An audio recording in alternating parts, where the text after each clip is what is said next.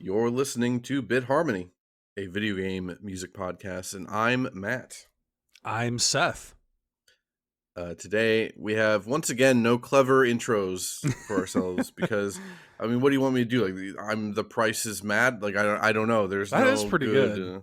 Yeah, that was literally right off the top. I kind of wish I'd went with that now. That's not a bad one. Now I gotta try to think of something. Whose Seth is it anyway? Oh, that's Maybe. good. I was gonna say Seth Birdie, but that's Yeah, I do like it. The fun thing about having a single syllable name is you can just kind of awkwardly stuff it into anything you want. So, Yeah, we're talking about game shows because this is the hotly anticipated mm. maybe game show episode of the show. Fuya called in like months ago requesting we do some type of game show. I hope that this ends up living up to your expectations, Fuya. Went a little bit extra with some stuff, and we have categories to play through. We've also got listener submissions and whatnot. We'll get there in a little bit. But yeah, because this is also a season finale and it's this special quiz show episode, we're kind of breaking format all over the place. We're not going to actually intro with a song this episode. We're kind of just getting right in here, right into our general housekeeping. Do you have any notes for general housekeeping, Seth? Yeah, I wanted to just quickly thank John32, who did upgrade to the Golden Banana tier since last we met. So thank you very much, John, for doing that. We appreciate it over there on Patreon. For those who don't know, Patreon gets you early access to the show and as well as exclusive mini episodes of this show at that Golden Banana tier and up. So John32 does get to enjoy some good mini episodes of Bit Harmony at that tier. So you too can enjoy those. If you like the show, there's a lot more of this show over on Patreon. There are minis over on the Patreon. I think we've done a total of 10 of them. All of them have been this year, actually, now that I think about it. True. Yeah, the most recent one was Gunbrella, which that is like our longest mini. It was bordering on the length of like a full length episode. It's like an hour honestly. and a half. Yeah. Yeah. Our shortest normal episode is like just under 2 hours, and that was literally the first one ever. Yeah. So yeah, you have a mini over there that's almost as long as a full episode of Bit Harmony. Also on like a cool game that not a lot of people have played. Great music too. Yeah. Yeah, you get a lot of benefits from joining the Patreon. Yep. So follow John's lead. Check it out. There is a 7-day free trial as well over there, so you can check it out for free for 7 days if you want to. So thanks, John. Yeah, thanks, John. Also worth noting, this is, as I mentioned, the season finale. Basically, that just means we take a little break. We're taking most of November off, though, because of the timing and everything. It's funny, there are still 2 November episodes, even though we're taking the middle of the month off. Basically, we would normally be posting an episode on this November 16th. We just aren't this time. But yeah, if you're listening to this episode and wondering why we haven't posted an episode in a while in the future, it's because we're on a break. It's fine. Everyone's going to be okay. I think that was all I had for the general housekeeping. We do have a couple notes for the post-mortem on the Bloodborne episode, the previous full episode that we did. I wanted to note this real quick, because as like the record keeper, as like the back end record keeper of Bit Harmony stuff, Right. I was kind of blown away by this. I keep a master playlist of every video game song that we've ever played on the show. On YouTube, you can go listen to it if you want. The list is like a little inaccurate because like a lot of World of Warcraft songs aren't on YouTube, weirdly. That's weird. Yeah, that was the hardest episode to make the playlist forever. I still don't fully understand why that was the case. But as of the Bloodborne episode, we officially have over 1,000 songs that we featured on the show that That's are listed crazy. in the YouTube master playlist. It should actually be a decent chunk more than that, but I only include video game music. So like, anytime we play like non-video game music, I don't add that to the master list. Or times we've played like video game inspired songs, I don't add those to the master list either. Just wanted to keep that purely to the video game stuff. But yeah, a year That's and a half or wild. so of the show, and yeah, 1,000 songs we've played on this show. That's crazy. You know what's funny? I don't even think I like fully catalog in my mind how long we've been doing this show, because like most like I think it is literally as simple as, because we don't number our episodes, Mhm, like mhm. I don't like sit and think like, oh wow, we've done this many episodes or whatever. We have been doing the show actually for quite a while, and I don't know, it is kind of weird to like get a stat like that and just kind of Mhm. confront a number. Like I normally don't have to confront a number when it comes to bit harmony, you know? Yeah, like I said, as the back end record keeper of Bit Harmony, I have to confront the numbers every day of my life. It's harrowing It's a over here. nightmare. Yeah, yeah. 1,000 songs is crazy though. That Yeah. genuinely, I was really shocked about that. We also got to talk a little bit about potato jackets that we mentioned Oh, on the jacket Bloodborne episode. potato. Yeah, Yeah. jacket potatoes. You did send me a video of that food truck. So, The and Spud Brothers. Yeah. is that what they're called? Yeah. Yeah. They're the Spud Brothers. Yep. We were making fun of British food and Bovril and whatnot, and I believe old Drake was saying no one in the UK likes Bovril and stuff in our Discord. I believe that. I will say, I think the jacket potatoes actually look good. I talked to my wife about it, and she's very into the idea of like tuna in like a baked potato format. Mm. The only thing I didn't like with the jacket potatoes in that video was like there's always so much like beans and slop on That's, like yeah. British food. Like there's too much liquid, if that makes sense. Like but I think that the actual tuna portion, I actually think that sounds great. I mean, look, I love tuna. I just don't, I mean, and I'd be willing to try it. I'll try anything once. Hmm, hmm. But like I look at when they're slopping on like tuna, beans, chili, cheese, curry sauce, I'm like, dude, like this is dog food. like this is what you feed, like, like this looks like it was found in a dumpster. I'm not saying that it might not taste, it might taste great, I don't know, I'd be willing to try it, but and I will like the funniest thing about those videos to me is like it just always looks so gray and cold. Yeah. like a big piping hot, baked potato is probably the best thing you could eat in that environment. It probably really hits, you Mhm, know.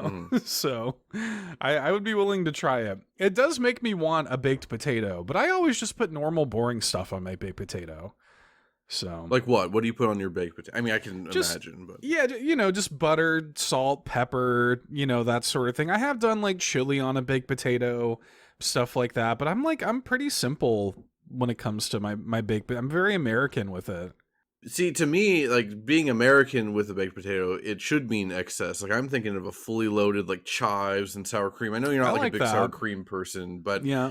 like me talking to my wife about these jacket potatoes, we did actually do baked potato. We didn't do tuna or anything like that. We weren't really willing to make that jump quite yet. But Yeah, yeah. yeah, we did make baked potatoes a couple days after we recorded that Bloodborne episode. Yeah, it was good. It's also very gray and dreary over here in Hamburg too. So yeah, the baked potatoes did hit pretty well. They're great. But yeah, I still haven't tried it, but I will try tuna in a baked potato at some point. I actually think that sounds pretty good. Let me know when you're doing that. I'll try it too. We can do it at the same time and we can report back. On an episode of Bit Harmony, like we can prepare it ahead of time, and then we each take a Eat bite it at the same live. Yeah. I would be willing to do that. I'm down. time. I think that's all I really had. That was the end of our spooky block, but I mean, what can I really say? That's the end of the Yeah. spooky block. Did you have anything you wanted to add about the Bloodborne episode? No, I really enjoyed talking about Bloodborne that way. It was funny. Old Drake kind of, went into the Discord and said like, "Oh, I kind of want to play Bloodborne now." And I was like, "Yes, you should. You should do that." Mm-hmm. So, hopefully we inspired a few people to check out Bloodborne. Yeah, Bloodborne, it's, in terms of like games we've covered on the show, not necessarily music, but in terms of like the games we've covered, that's I don't know, besides like Kirby and I don't know, maybe like one or two other things, it's like my favorite game that we've covered on the show. Yeah, Yeah. Bloodborne rules. Atmosphere is unbeatable. It's incredible. We do have a Sean Capri presents the state of the Nintendo Music address to get into. In the past 2 weeks, we've had added to the Nintendo Music app Metroid 2 Return of Samus. We got more Kirby Air Riders songs because we did have a second Kirby Air Riders direct. Mm, And then this past week, we got New Super Mario Bros., the original for the DS, which you hear the words New Super Mario Bros. That game is damn near 20 years old. It's going to be that's 20 years crazy, old dude. in it was like 6 months or something like that. Hate that. Yeah, it's bad. It makes me feel real bad. Speaking of feeling real bad, Metroid 2 Return of Samus is an awful soundtrack, and I think it might be the worst soundtrack they've added to Nintendo Music. I didn't even like I've never really thought twice about Metroid 2's original sound. Like I like Metroid 2 as a game. But I've never really thought twice. Like I don't even think I went and listened to it when it dropped, to be honest. I saw it hit, and this was another one where I was like, "Oh, we didn't have that already." Okay. All right. I kind of wish we continued to not have it. And I'm partially exaggerating. This is composed by Ryoji Yoshitomi. There's no comment on their composition skills, their music writing skills, none of that. That's not what this is. This is just like one of those old Game Boy soundtracks. And it was an early Game Boy game Yeah. that has just like the most like klaxon, like blaring noise just blasting out of that monotone Sawtooth. speaker. Yeah. It's not good. I mean, like the main Metroid 2 theme, like the main overworld theme or whatever, I think is decent. Like it's good. But besides that, there's only a handful of songs in there, and it's just all kind of like meant to be ambient atmospheric stuff, but that's hard to pull off on a Game Boy without sounding annoying, and I don't think it was pulled off here. Yeah. Yeah. I this completely washed over me. I was just kind of like, okay. All right. What did not wash over me was the more Kirby Air Riders songs. It's like 9 or 11 or something like that songs. It was more than added. I thought. Yeah. Yeah, because they only added a few with the first direct. They did reveal, Sakurai did reveal in that direct that Kirby Air Riders is being composed by Shogo Sakai and Noriyuki Iwadare. Shogo Sakai is, of course, longtime Kirby composer. Iwadare, I believe, was the composer on the original Kirby Air Ride. So that's cool. What we've heard of the music, both in the Nintendo Music app and in the directs, sound awesome. Yeah. I definitely liked this batch of songs more than the first batch that they added. Crystalline Fissure in particular, I was kind of losing my mind over. I've actually listened to that in the Nintendo Music app multiple times in the past week. I think it's actually real good. Yeah, I really, everything we've heard from this has been great. I mean, you know, like I've talked on the show before that I find these kind of special I usually find these annoying, like these like individualized drops, and I do kinda, but with Kirby Air Riders, like it is just kind of cool, like in a very Sakurai way to kind of like, you know, think about how we market the upcoming game and stuff. So in this case, I think it's just kind of fun. But yeah, like I enjoyed this drop more than the first one for sure. I can't wait to just really get in there with that game and like sink my teeth into it, and like, you know, the fact that it has like a full music player, and yeah, I'm looking forward to really sinking my teeth into that.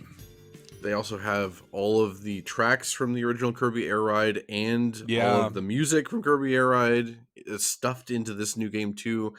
Yeah, I mean, everyone knows I'm the Kirby freak. Like that is my favorite video game franchise ever.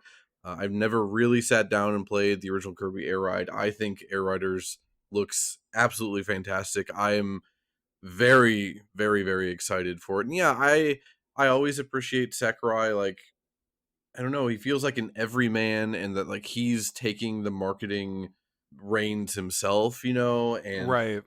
the fact that, and again, it's not the information on the composers isn't in the app, but the fact that he went out of his way to reveal it in the direct, I'm like, that's great. This is how things should be. Also, yeah, he even brought up pictures of them. I'm like, this is fantastic. He's I very want thoughtful. it's very, Yeah. very thoughtful and good. And yeah, I think that also, because again, I remember when the Nintendo Music app was first added, or they first gave it to us, and people were like, well, yeah, in Japan, giving credit for this stuff is shut up. I I hate don't that. care. That's Yeah. such a lame excuse. It doesn't matter. That's fine that it is a cultural difference or whatever. It doesn't mean you can't change that. It doesn't mean you can't be the one that is rising above that or whatever. Mhm. That has still always been my biggest issue with Nintendo Music, and it's cool that Sakurai is combating that. Good guy Sakurai over here. Lastly, and what I think is actually maybe the most interesting addition kind of is the new Super Mario Bros. Soundtrack. This is composed by Asuka Hayazaki, Hajime Wakai, and Koji Kondo. So I had to mention that for the past like 5 years, I've been on Wilkins's YouTube Premium Family Plan. Okay. So I haven't had ads on YouTube in years and years and years. And YouTube just changed how that works. Like it's like Netflix now, where you have to like you can't share a family plan unless everyone like lives together in the same house and can check in from the same IP address or whatever, right? Yeah. So I got kicked off. I got kicked out of my family plan. I'm no longer a part of the family. Damn. And the YouTube ad situation is abysmal. Because again, I haven't seen this in years, and it is so much worse. There's ads stuffed into every corner of the screen, and there's ads like between the video and the title, and obviously before the video and after the video. Even after the video is insane. It's absolutely that's insane. crazy. So that was how I mostly listened to video game music, was the YouTube, because I could just play it on my phone, had premium, I could turn my screen off. The fact that that's still a premium only feature on your phone is insane. Wild. Yeah. Wild. Absolutely crazy. But without that family plan, I'm like, I'm not doing this anymore. Like, this sucks. The experience is like genuinely ruined multiple times over. I've watched basically no YouTube since this happened. When it comes to video game music, 'cause I like listening to it while I'm doing dishes and stuff, I've gone back to the Nintendo Music app like heavily now, which is nice now because nearly a year in, there's way more selection for me now anyway. I think we just hit the year anniversary. I think. Really? Yeah, I think today, as we're recording this, is the year anniversary. Yeah. Well, that's really funny then. Yeah. that's purely coincidental. So because of that, I've actually listened to all of this stuff. Like, this is sometimes when we get these drops, I'd listen like a few songs, but I don't often have time to listen to a full soundtrack or whatever. I can tell you, I've listened to the full new Super Mario Bros. Soundtrack.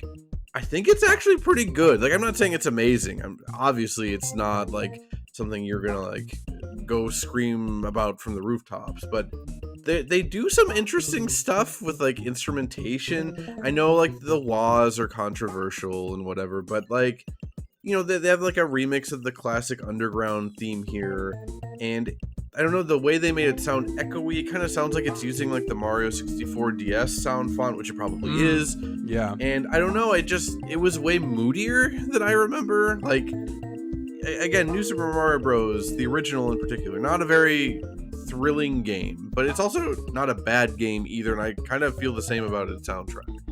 I mean, I loved that game when it first came out. You know, I was like, oh hell yeah, like this is great. I mean, I think that the way that you feel about the soundtracks of this series in general really does, like, the rubber's gonna meet the road for you depending on how you feel about the little wah wah. Like if you don't like that, then you're not gonna like the vast majority of the soundtrack. I'm not a fan of that, but like it isn't like I'm not allergic to it. It's not poison. I just kind of groan when it happens. The thing that always drives me nuts, and this happened, this problem is a little accentuated when you just have like untethered access to the entire soundtrack, and I'm just sitting there listening to it, is, you know, because yeah, the music and the compositions are actually pretty good and strong and interesting, but they kind of like sneak attack you with those little wahs. Like they kind of, you're almost like your brain is tricked for a few seconds into thinking like, oh no, this is just good, and then just they'll come out of nowhere with the wah wah, like just out of the shadows.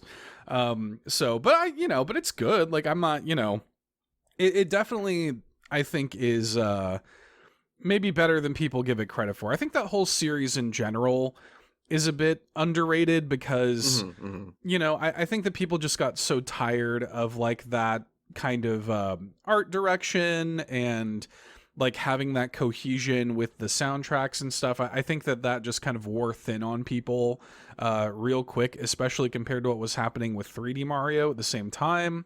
But I think that all of those games are good in their own ways. So Yeah, I New Super Luigi U. I've gone on it's record. great. That is like the best 2D Mario to me. I quite love it. I'd also argue like the main New Super Mario Bros. Theme is like just as iconic as any other Yeah. like prior to New Super Mario Bros. Main theme. Like I don't know, I can hear that dumb jingle in my head that Yeah.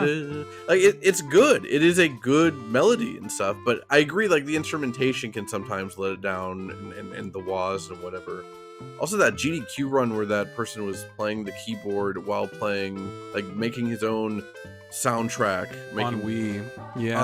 on New Super Mario Bros. Wii, That was playing the crazy. music themselves while playing the game. One of the coolest things I've ever seen at GDQ in general, and I just feel like that wouldn't even necessarily come up unless the soundtrack was like decent. Like no one wants to play bad music on a keyboard while they play a game at GDQ, right? They want to play Right. at least decent music. So yeah, I'm just here to say I think New Super Mario Bros. The time for the reevaluation has come, including its soundtrack, and I know which side that I'm fighting for. Yeah, I mean, I like those games. It'd be nice if they did like some kind of compilation, new Super Mario All Stars or something like that. Like that'd be kind of fun if they, like took those. Because even New Super Mario Brothers 2 with all the coins and stuff, I'm like, this is fun.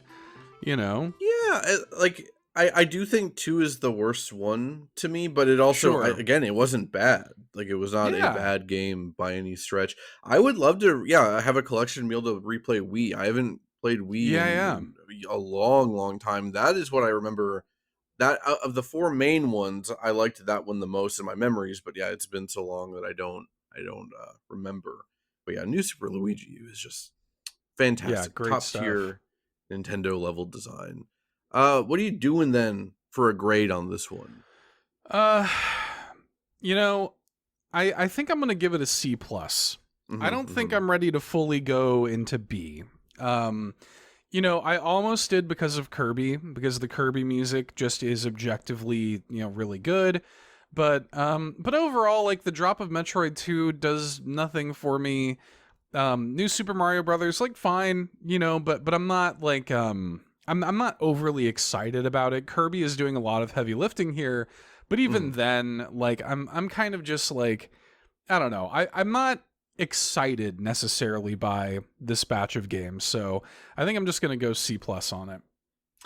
I'm going with a C. I think it could have even risen to a B minus for me if it was like any other game but Metroid 2 Return of Samus, if I'm Yeah, being I'm with honest. you. Yeah, Um, because yeah, I really like what's there for Kirby Air Riders. Obviously, it's not a full soundtrack release and stuff, and yeah, New Super Mario Bros. Again, I'm defending it. I'm trying to make a case for it, but at the same time, I'm not gonna make a case of this is actually stuff I want to listen to regularly. It's not, definitely not, but it is better than I think people give it credit for. But yeah, I think that's where I landed with that.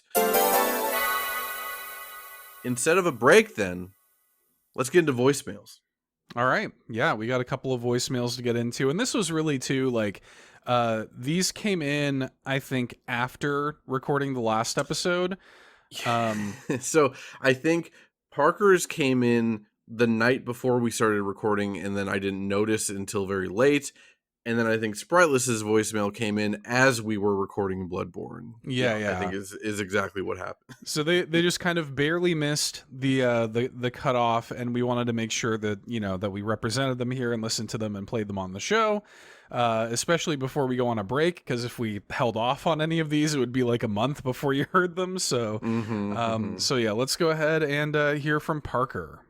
Hey, it's me again, Parker.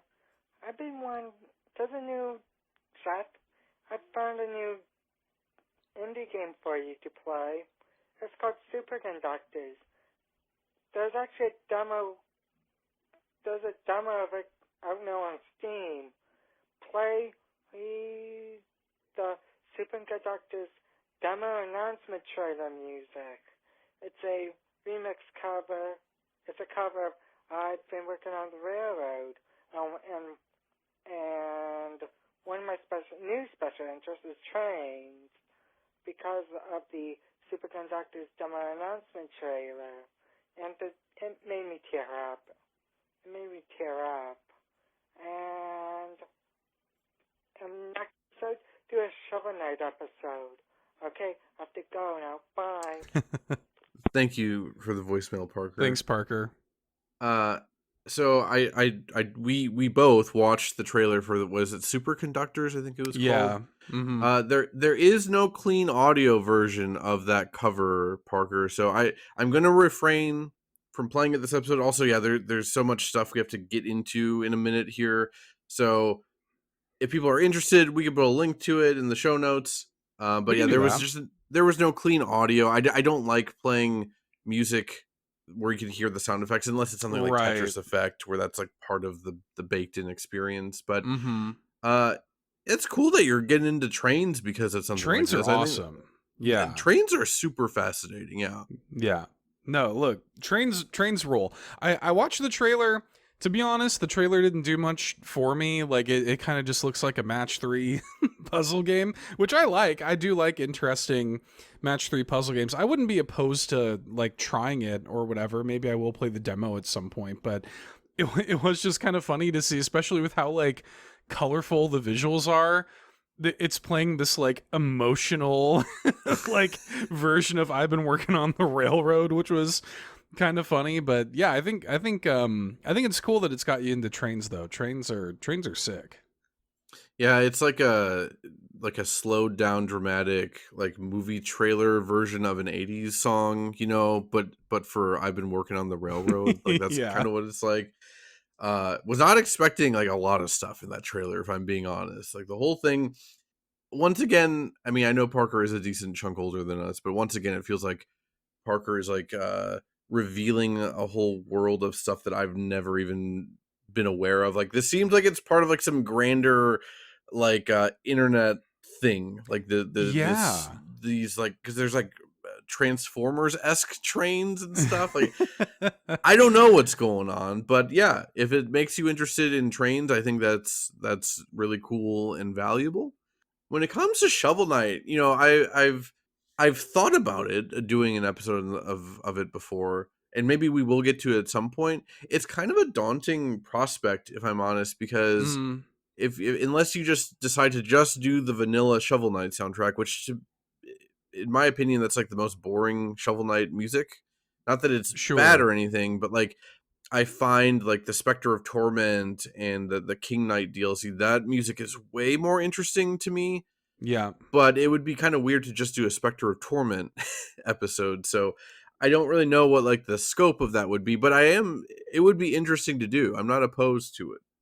It'd be cool. Like, I think we would probably have to just curate a collection of songs from everything and like just touch on a little bit of everything with it and make it like a full kind of, Shovel Knight episode. The thing that would be intimidating for me is I haven't played, any of those in many years at this point. But maybe something to think about. Like, don't they have like that Shovel Knight DX or whatever coming out? So yeah, I was gonna ask like when is that supposed to come out? And like, is there new music? Because I would also then want to wait until that's out anyway to know if there's like new music in it and stuff. But Shovel Knight's cool. People always forget that like Spectre of Torment was a launch title on the Switch. Like when I got home with my Switch, picking up at midnight back in 2017, the first thing I did was not play Breath of the Wild. I played Spectre of Torment before. I mean, mostly it's because I was super tired. I didn't want to start Breath of the Wild that late at night anyway. But yeah, Spectre of Torment is the first thing I did on my Switch. So I have a fondness for Shovel Knight stuff in general. But yeah, we would have to like do some consideration. So definitely is not something we can like pounce on next. But yeah, we will consider it in the future for sure. Yeah, not out of the question at all. I like and I do feel I feel about ready to reevaluate Shovel Knight. Like it's been Hmm. long enough, so yeah, I would be into that. Okay, well, I guess let's play Spriteless's voicemail then. Hello, Good Harmony. It is I, Spriteless, again. Missed calling in last episode. I wonder if I missed calling in this episode because I'm cutting it really Yeah. close to the wire. I just ate my breakfast salad because I'm on break from work, and I'm gonna call you. I guess you need to eat it a little bit faster. All right, you can tell I didn't rehearse. I took some issue with your taking issue with lucid dreaming. Then you explained it, and yeah, so I guess someone telling you about their lucid dream in which they were villainous would be even more boring than someone telling you about their wandering, meandering dreams. I mostly lucid dream to, like, when I'm dreaming something bad and unpleasant, I will shift to be watching my dream, like, on YouTube or TV, and I will change the channel to something else. And then I will go back to dreaming, because if I'm lucid for too long, I will just wake the heck up. I don't know, I don't have any request for Bloodborne, but have some happy music sometime. I haven't played Bloodborne. Yeah, I don't know. It doesn't sound like a happy game. It's not. Okay, take care. Bye. Thanks, Spriteless. Yeah, thanks, Spriteless. Yeah, it's funny when I first, because again, we talked about this before. When we get voicemails, we get like a Google transcript that's usually inaccurate, but you usually get the gist of it. And when I read it, I thought Spriteless was requesting like a happy song from Bloodborne, and I was like, there literally is not like a single happy song in Bloodborne. Yeah, so it's fine. We have to apologize to the British and the lucid dreamers of this of the Bit Harmony listeners out there. Yeah, like I said, I actually think lucid dreaming is super fascinating on the face of it, the concept of it, and whatever. Yeah, my issue is literally just with like the weirdo creeps out there, basically, which kind of applies to everything in life, I guess. Yeah, like the way that and just the way that people talk about it, like as if they're some kind of psychonaut or something like that, and it's just a little, I don't know, like I if you're somebody who's way into lucid dreaming, that's cool. Like I think that dreams and the way our brains operate and stuff, I think that's all fascinating and cool. I mean, do whatever you want, but yeah, people are just kind of weird about it. Yeah, people take things very seriously is what I've learned. As someone that makes a podcast about video game music, people sometimes they get too in the weeds on stuff. And also, yeah, I will remind anyone that doesn't remember, this is in response to a YouTube comment on the Castlevania 3 episode where they were saying that they wanted to lucid dream that they were like Trevor Belmont, basically, that they were exploring Dracula's castle and fighting Dracula. I don't want to do that. I don't know what I would want to do in a lucid dream. It would not be that. It couldn't be farther from that. I don't want to experience that like in my own head in that environment. I don't know. I think the way Spriteless described it and what Spriteless uses it for, of like, yeah, I'm having a bad dream, so I'm gonna swap the channel, basically. Right. That sounds super handy. I wouldn't. How do I lucid dream? You can answer that in the Discord, or if you want to send in a voicemail, you can. How does one lucid dream? How does one initiate? You're opening up a can of worms there. You're gonna get you're gonna get some like some instructional like meditation and like some guided meditation tricks and whatnot. I'm fascinated by the idea of not just lucid dreaming, but also, this is what I've always wanted with the voicemail section, is not actual song requests. I want to have like a dialogue, but a delayed dialogue about weird specific subjects like this. This is actually exactly what I've always wanted. I'm just surprised that this is how we got here, if I'm being honest. However we got here is, it's worthwhile. Light some dragon's breath incense. and then just kind of repeat this mantra while you fall asleep at night, and you'll lucid dream right away. I feel like I'm going to do some Googling on it later and then not actually do it, but I just want to know, I guess. I don't know. I rarely remember my dreams anyway. And I don't know. It doesn't, I feel like it's not a skill I need to learn, but I think it's neat for the people that know how to do it and are interested in it and use it responsibly and aren't annoying about it. You know what's funny? I did do for a little while. I whenever I would have like a weird or interesting dream, I would wake up and then record myself like saying what the dream was. And I think I still have on my phone like 5 or 6 weird dream recordings. And you just hear me like groggily explaining like some weird stuff that happened in my dream. Can I just say that creeps me out? Like that, not you specifically, but like, like still half asleep, like mumbling into your phone, like recollections, and then listening back to it later. It's the same reason I never bothered downloading Pokemon Sleep. I don't want to hear what's going on when I'm asleep and just waking up. I have less than zero interest in that. That sounds awful to me. Maybe I'll have to send you some of these, and some of these are probably funny. I haven't listened back to them in a while, but anyway, we're gonna start a new podcast that's just the dream dialogue. And like dream reports. Yeah, reports from the field of dreams. And then that's when I'm gonna have the dreaded Castlevania 3 dream, and it's gonna be awful. So yeah, Spriteless just said play happy songs sometime. So no specific requests. Originally I was going to pick up something, but I think there's probably going to be a bunch of happy music in this episode. I think it's game show themed. I know I picked at least one song I think is very, very happy. I think we'll get some happy music in here. Yeah. It certainly will be happier than the Bloodborne episode until I get to Flight C's submissions, and then it's not going to be so happy. Whatever damned prison Flight C is going to put us in for this.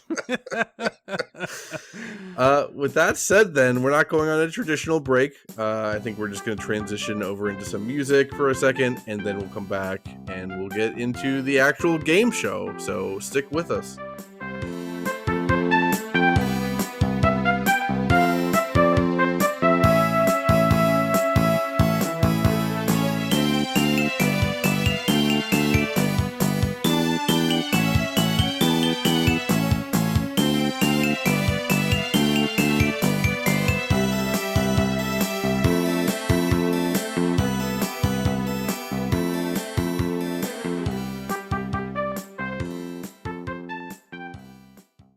Welcome back to the newest game show sensation that's sweeping the nation. You know the one. It's Name That Tuneski. That's right, the game where two big dorks take turns guessing video game music songs. And I'm your host, Garrett Bugay. In our first round, the contestants have selected songs for the other to guess based off of categories. Each has 5 attempts at guessing the song, with more points awarded for the less guesses needed. And clues are given after each incorrect guess. For the second round, the rules are much the same, but we've taken viewer submissions from all over the globe in an attempt to stump the chumps. Speaking of chumps, let's meet our contestants. A corn orc displaced in Germany. You might recognize his monotone stuttering and overly enthusiastic laugh from Bit Harmony. It's Will! Matt. Matt, his name is Matt. You hear me? Matt.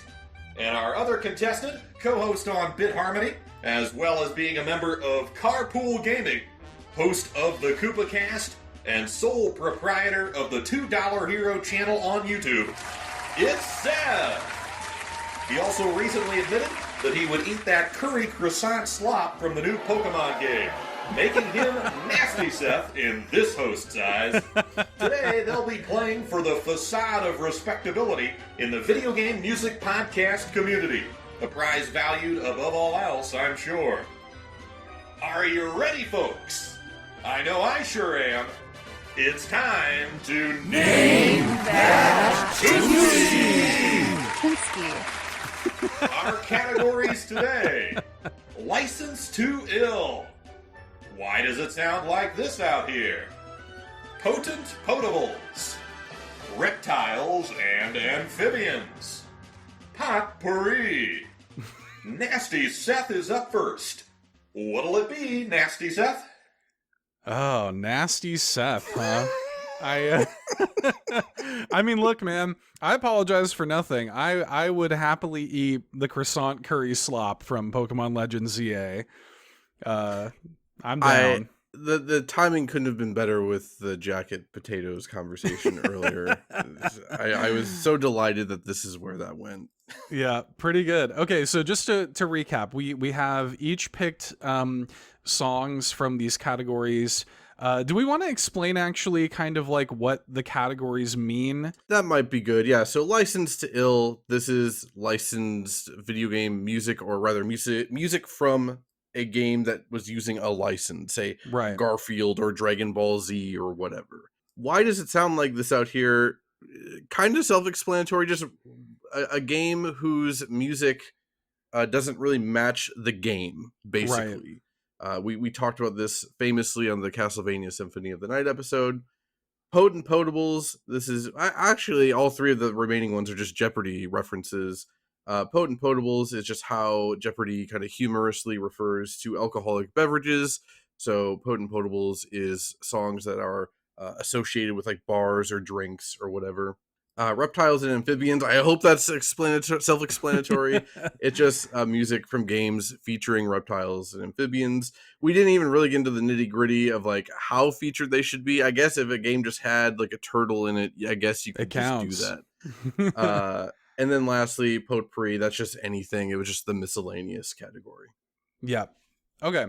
So with all of that being said, I have the Nasty Seth has the honor of picking the first category here. So I think you know what? Let's start out with your Potent Potables, I think, because I'm curious what you went with for this. And I do want to note, you can just start guessing whenever. Like, yeah, we're just going to play the music beneath us talking about it. So when you take your first guess, we'll let you know if you're right or wrong and give you a clue and stuff. This is already... Ooh. I like that. I don't know immediately. This doesn't immediately trigger anything within me. I like it, though. Mm-hmm. It's also not what... I was like, I wonder if he's going to go for the obvious, like, Streets of Rage 2... You know, like, I wonder if he's just going to immediately go for that. I thought about it, but yeah, because we had just played a cover of that just like 2 episodes ago, so that I didn't go with it, Yeah, so I don't know immediately what this is. This does kind of give me like a Sega CD, Sega Genesis kind of flavor to it, but this could be a bunch of different things. Should I just make like a blind guess? And then, if you want to, you can, or if you'd rather just have a clue tossed your way, we can do that too. Let me get. Ooh, I really like that. Yeah, let me get a clue. Clue, please. So with the clues, we're gonna go like in order from original platform that it was released on, to genre, to original release year, then to developer. So for original platform, this was released on. It was originally released on PC. And then it later came to Vita, Switch, and PS4. Vita, Switch, and PS4. Oh my god. Okay, I like this. This is a good. If it's, I will give you this extra little bonus clue. It's not really a clue, but I think you would like this game if you haven't played it. I don't know if you've played it or not. My guess would be not. Okay. Switch, Vita, PS4. Is this like and it originally released on PC. For some reason, my head went to like a Vanillaware kind of thing, but maybe it's not. Yeah, that did not That did not help. I don't know. And we should say too, I expect to do terribly in this game. Yeah, we should have noted that. I don't expect like either of us to get more than like maybe like one of these right overall. Yeah. Give me another clue. Let's have that next clue. The genre is visual novel. Wikipedia visual listed it. novel.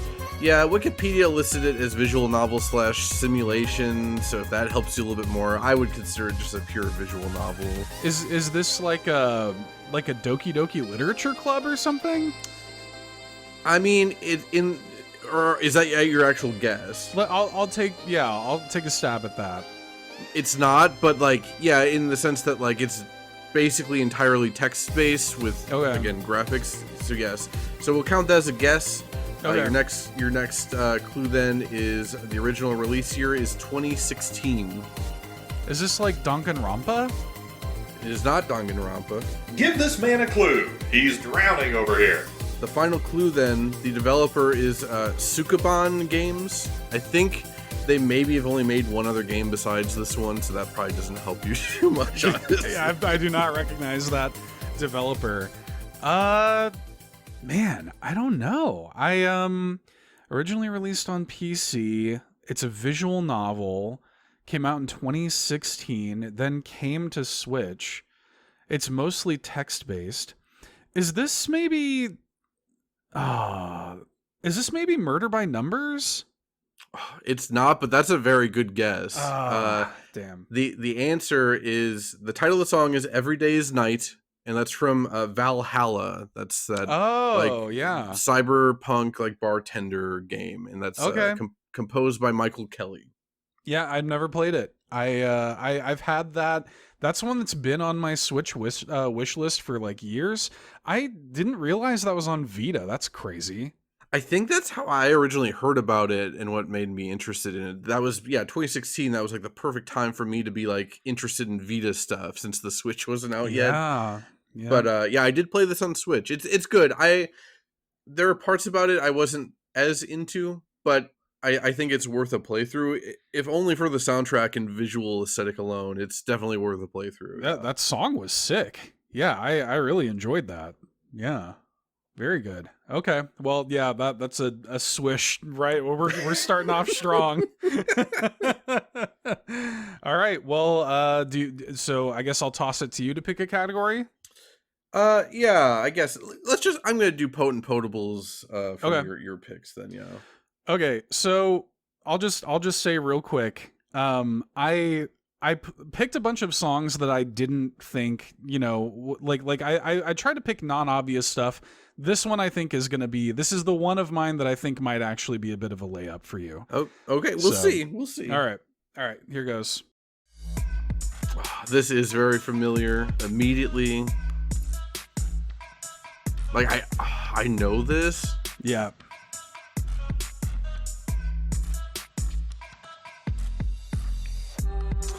Huh. What it almost sounds like to me is Bomb Rush Cyberfunk. But yeah, I didn't think that was the actual answer. Okay. Is that a guess, or do you want to? Yeah, no, that's a guess. Yeah. May we have a clue, please? Okay. Your first hint. The original platform is PC and Switch. This is gonna frustrate the hell out of me because like I know this song. But nothing is like coming to mind, and yeah, it's not really adding anything. Okay, no, that added something right there. Yeah, that is a big clue.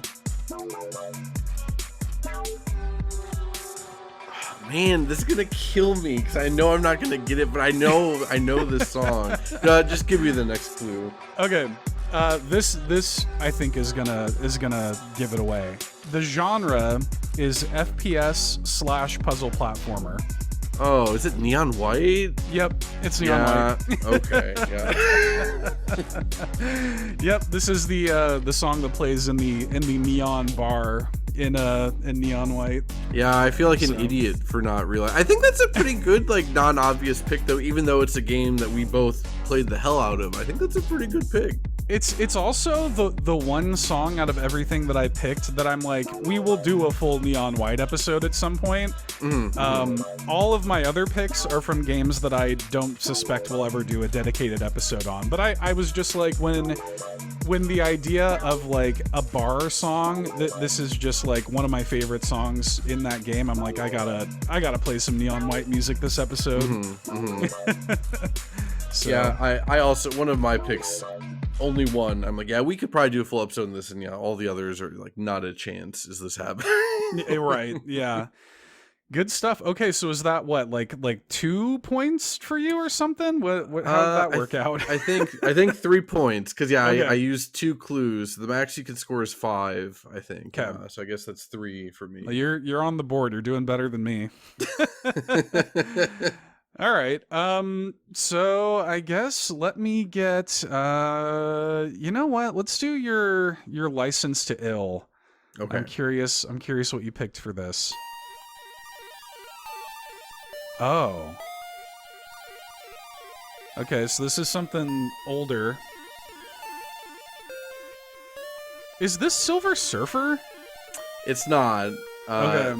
I'll give you your first clue. The original platform was Game Boy, and then later there was a Game Boy Color port. Interesting. Game Boy Color. And it's a licensed game. Here we go. Okay. I will give you an extra hint that like Silver Surfer is a very good guess, not in terms of like who composed it necessarily, but in terms of like that style and whatnot. You're definitely like on the money with that. Like the warbly kind of ooh. Oh, this is so cozy. I like this a lot. I feel like this would play like in the credits of Indie Game the Movie or something like that. Oh yeah, that would be perfect. Yeah. I like this. Okay, yeah, but the intro sounded very like spacey to me. I don't know. Game Boy and then Game Boy Color. I'm trying to think of licensed stuff for that platform that would fit this vibe. Ooh. Yeah, I like that a lot. Give me another hint. Survey says, next clue. The genre, which probably isn't going to help you in this case, is side-scrolling platformer. Yeah, that's that doesn't really do much. I don't know, man. Is this like one of the Spider-Man games or something for Game Boy and Game Boy Color? It is not Spider-Man. I will say, if you can even guess like the license and not like the actual game, we'll give it to you. Give us that next clue. The original release year was 1997 on Game Boy and 1999 on Game Boy Color. Okay. I will also warn you that the final clue, the developer is not going to help you in the slightest. So, love it. Man, yeah, this is not ringing anything for me. I don't think I've heard this before, but I like it. It's cool. I guess I'm just gonna take a complete like shot in the dark and go with like maybe this is like a Looney Tunes thing. I think that's a good guess. Also the time period would make sense. It's not Looney Tunes. Okay.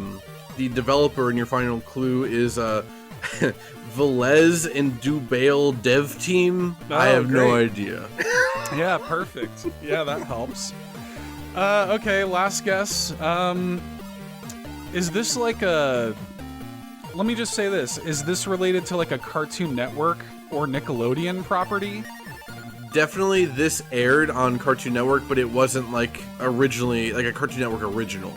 Okay. But it did. I remember watching it on Cartoon Network. Yeah. Interesting. So not a Cartoon Network original, but it did air on Cartoon Network. It is also. It's a much older license than 1997 or 1999. Interesting. Is it like this vibe is so interesting. Is this like a Jetsons or something? That's a pretty good guess too. It is not Jetsons. Okay. And that was the final attempt.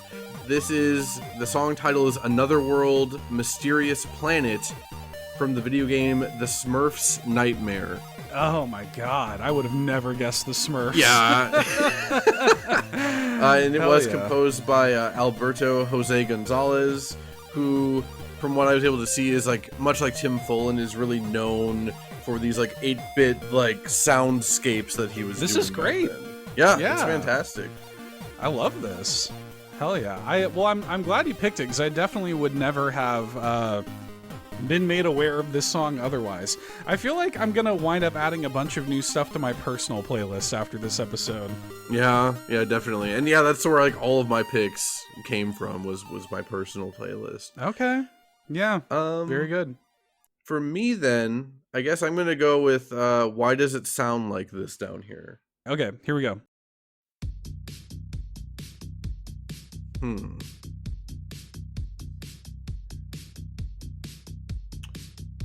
I'm waiting for something to happen besides the drums. Yeah, just the basic beat. Huh. This kind of sounds like vaguely familiar. Okay. This is good. I mean, that was the goal of the episode for me, was just play some good ass music. Play some and I cool think- stuff, yeah. I think we're playing it.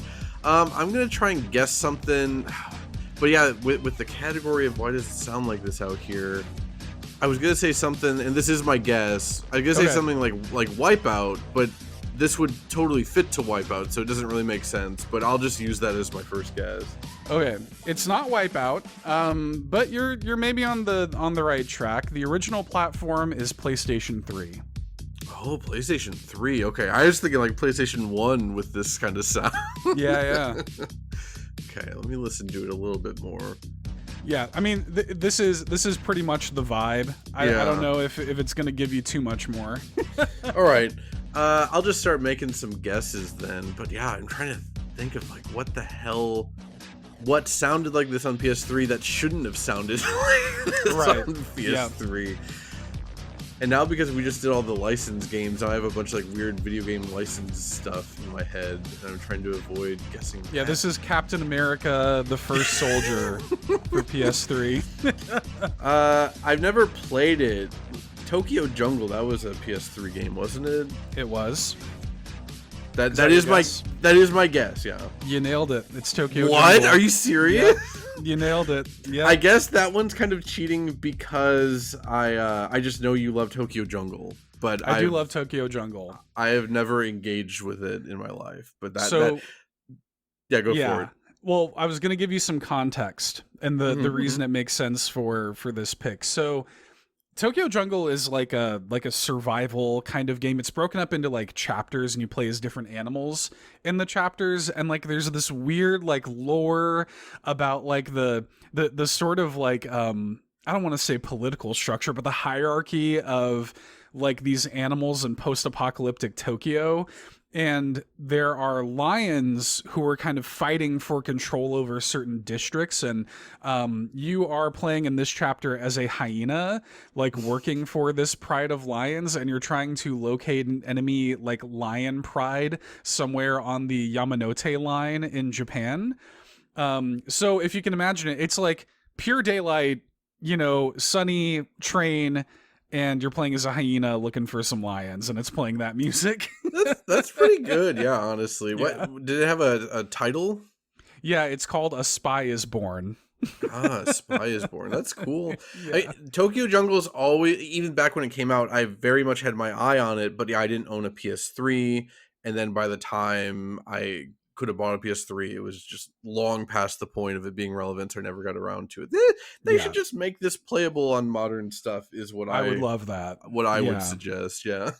Great game. It is, like a top 5 PS3 game for me. So, and again, it's another one where it's like, unless they do wind up porting this someday, I don't think there's any chance. There's never going to be a great reason to do a Tokyo Jungle episode. Was But- PlayStation the publisher and developer Yeah, of this? Or, it's a Sony Japan studio game. Yeah. Okay. Yeah. So, okay. Very good. What is that 4 points for you? That is, I'm Oh my already God. doing way better than I thought I was going to do this entire Look episode. at you. So I'm Yeah. sad. Yeah. You're crushing it. Yeah. I don't foresee myself coming back from this. Okay. Let me I guess let me do, you know what? No, I'll break format a little bit. Let me do your reptiles and amphibians Okay. pick here. Ooh. Yeah. I'll give you a bonus free hint. This is my pick that I was like, yeah, we could probably do a full episode on this game. Okay. I would be down for that. It starts off like so strong right away. Yeah.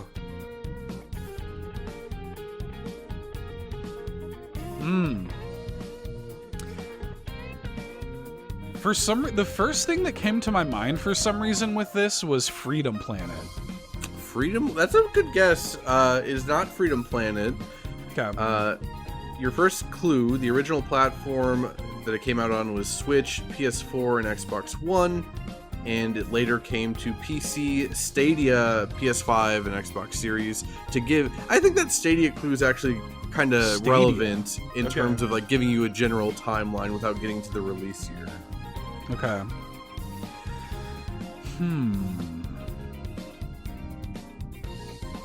Yeah, I mean, I like this a lot. Stadia. That said, I would not focus too much on the Stadia, just Sure. to give you more of a general what time period this was. A pretty recent time period. Keys. Yeah, it's pretty recent, yeah.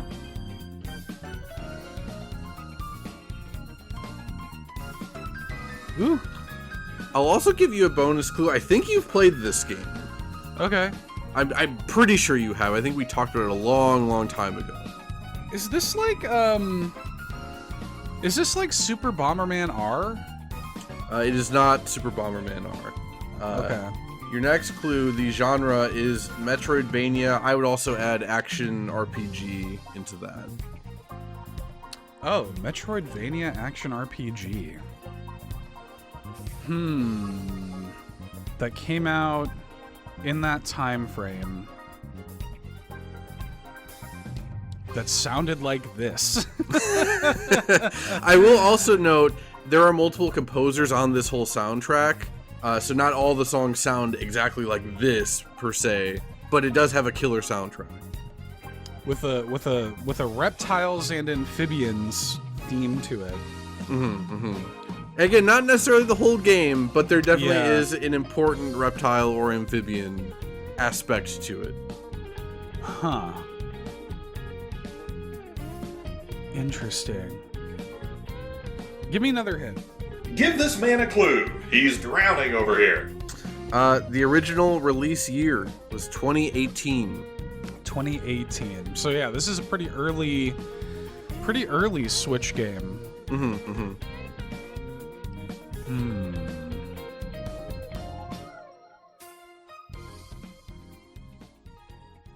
Yeah, man, I am not coming up with anything right now.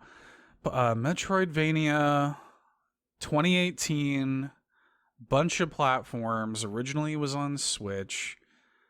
Man. Yeah, I don't know. Okay, give me one final hint.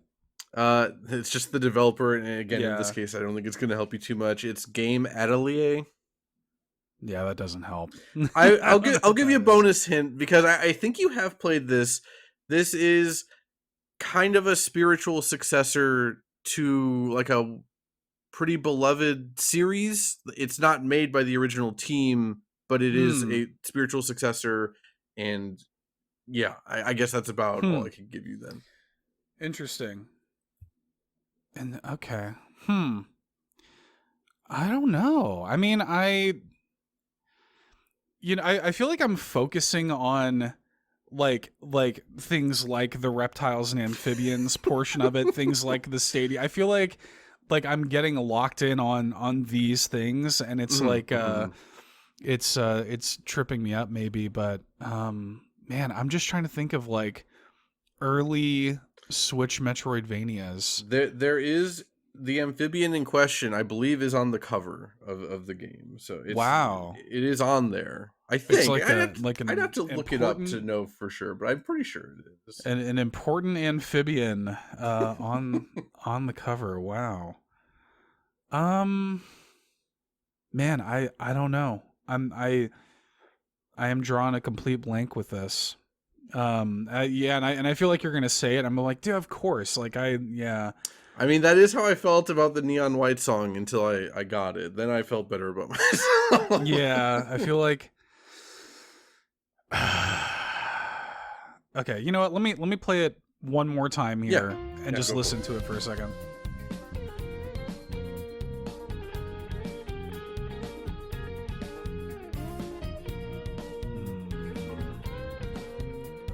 I'll also give you one more free hint. I'll tell you the composer because I don't think it's spoiling too much. The composer is Yuzo Koshiro. Really? Yeah. That's cool. Again, he's not the sole composer on this game, but he did compose a decent chunk of it.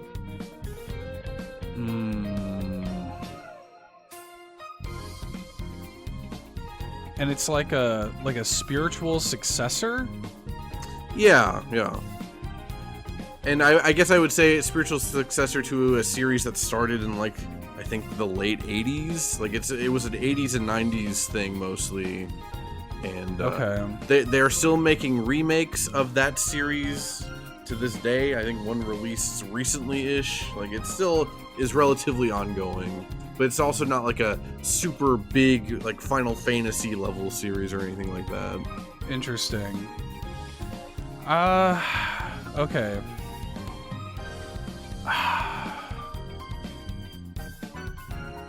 What were the platforms one more time? I remember Stadia and Switch. What else did it come out on? Yeah, originally Switch, PS4, Xbox One, and then later it came to PC, Stadia, PS5, Xbox Series. But yeah, original is Switch, PS4, Xbox One. Do you know if this was like a Kickstarter thing? I can look that up for. I don't mind looking that information up. I have a thought in mind, but I don't know if I don't know if this would be it or not. But I have a thought in mind. It apparently, yeah, it was a planned Kickstarter project. Okay. The Kickstarter was canceled when they got a publisher. Oh, interesting. And then it turned into something. It turned into what it is now. It originally was not like the spiritual successor that it is now, if that makes sense. That might be too confusing, honestly. Huh. So it was planned to be Kickstarter, and apparently it was canceled when they got a publisher. Okay, I have two thoughts here. I don't want to make two guesses. I want to commit to one. Mm-hmm. I can't remember if this was a successful Kickstarter or not, but I was thinking about The Messenger. I have another one in mind, but The Messenger is going to be my official guess.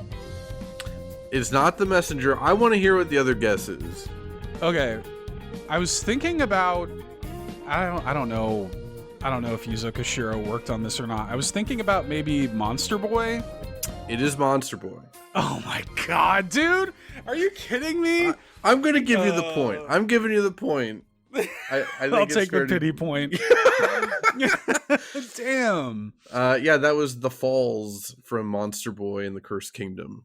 Okay. Yeah, I was thinking about early Metroidvanias on Switch, and yeah, I mean it is a prominent reptile, and I was thinking to myself about like, well, it would make sense if Yuzo Koshiro maybe did like a guest track on The Messenger or something, and yeah, I think there's like, you know, I think you got like some snakes and stuff in The Messenger. Maybe they have those on the cover.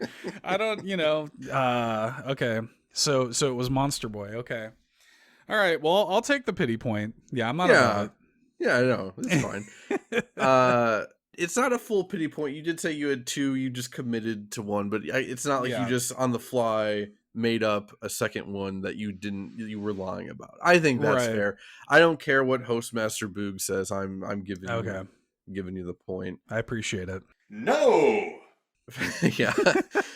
For mine, let's go with Potpourri. I assume this is probably gonna be the hardest one for either of us, is my guess. But It maybe. You know what? Potpourri is either going to be, you're either going to get it like right away, or you might not have any idea what this is. Okay, here goes. Oh, this sounds extremely familiar.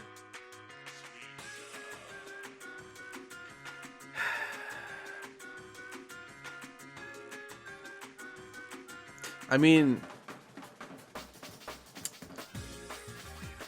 I know this song. This is going to drive me crazy. I'm just going to start throwing some stuff out there. Okay. Oh, man. Okay, I'll use this as my guess. I don't think it's this anymore, but I would have originally said Billy Hatcher before the vocals came in. Yeah, it is not Billy Hatcher. Original platform is PlayStation 2.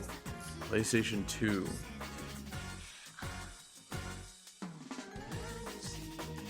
Man, what's funny is I think you've linked me this song before, and I thought it was super sick.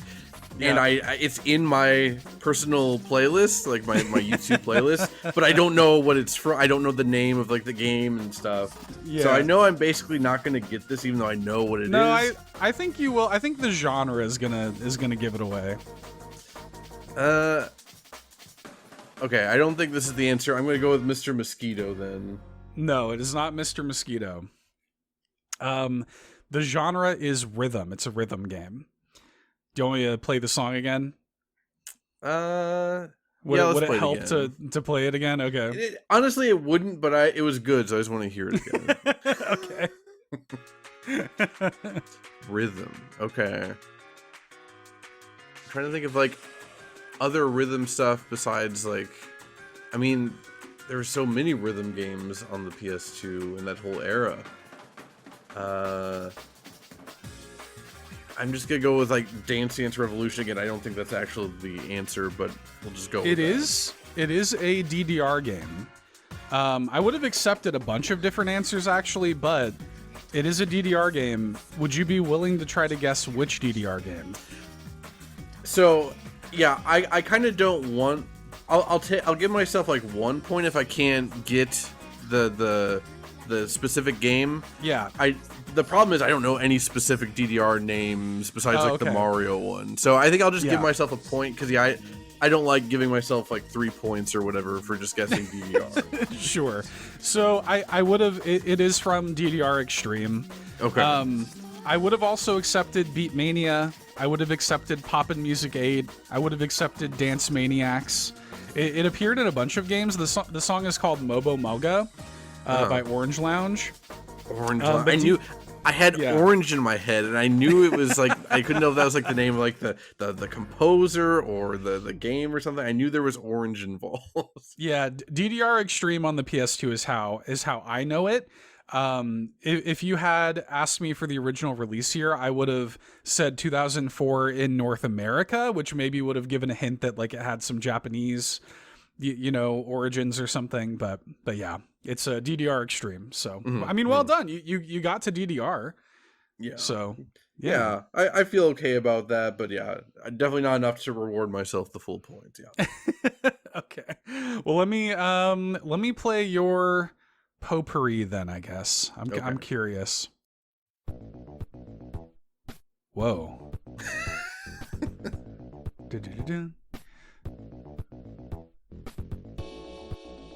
Huh.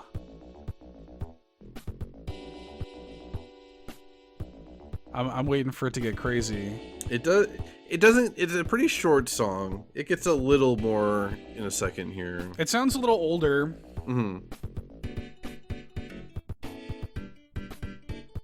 Okay. This is giving like a 90s PC game or something.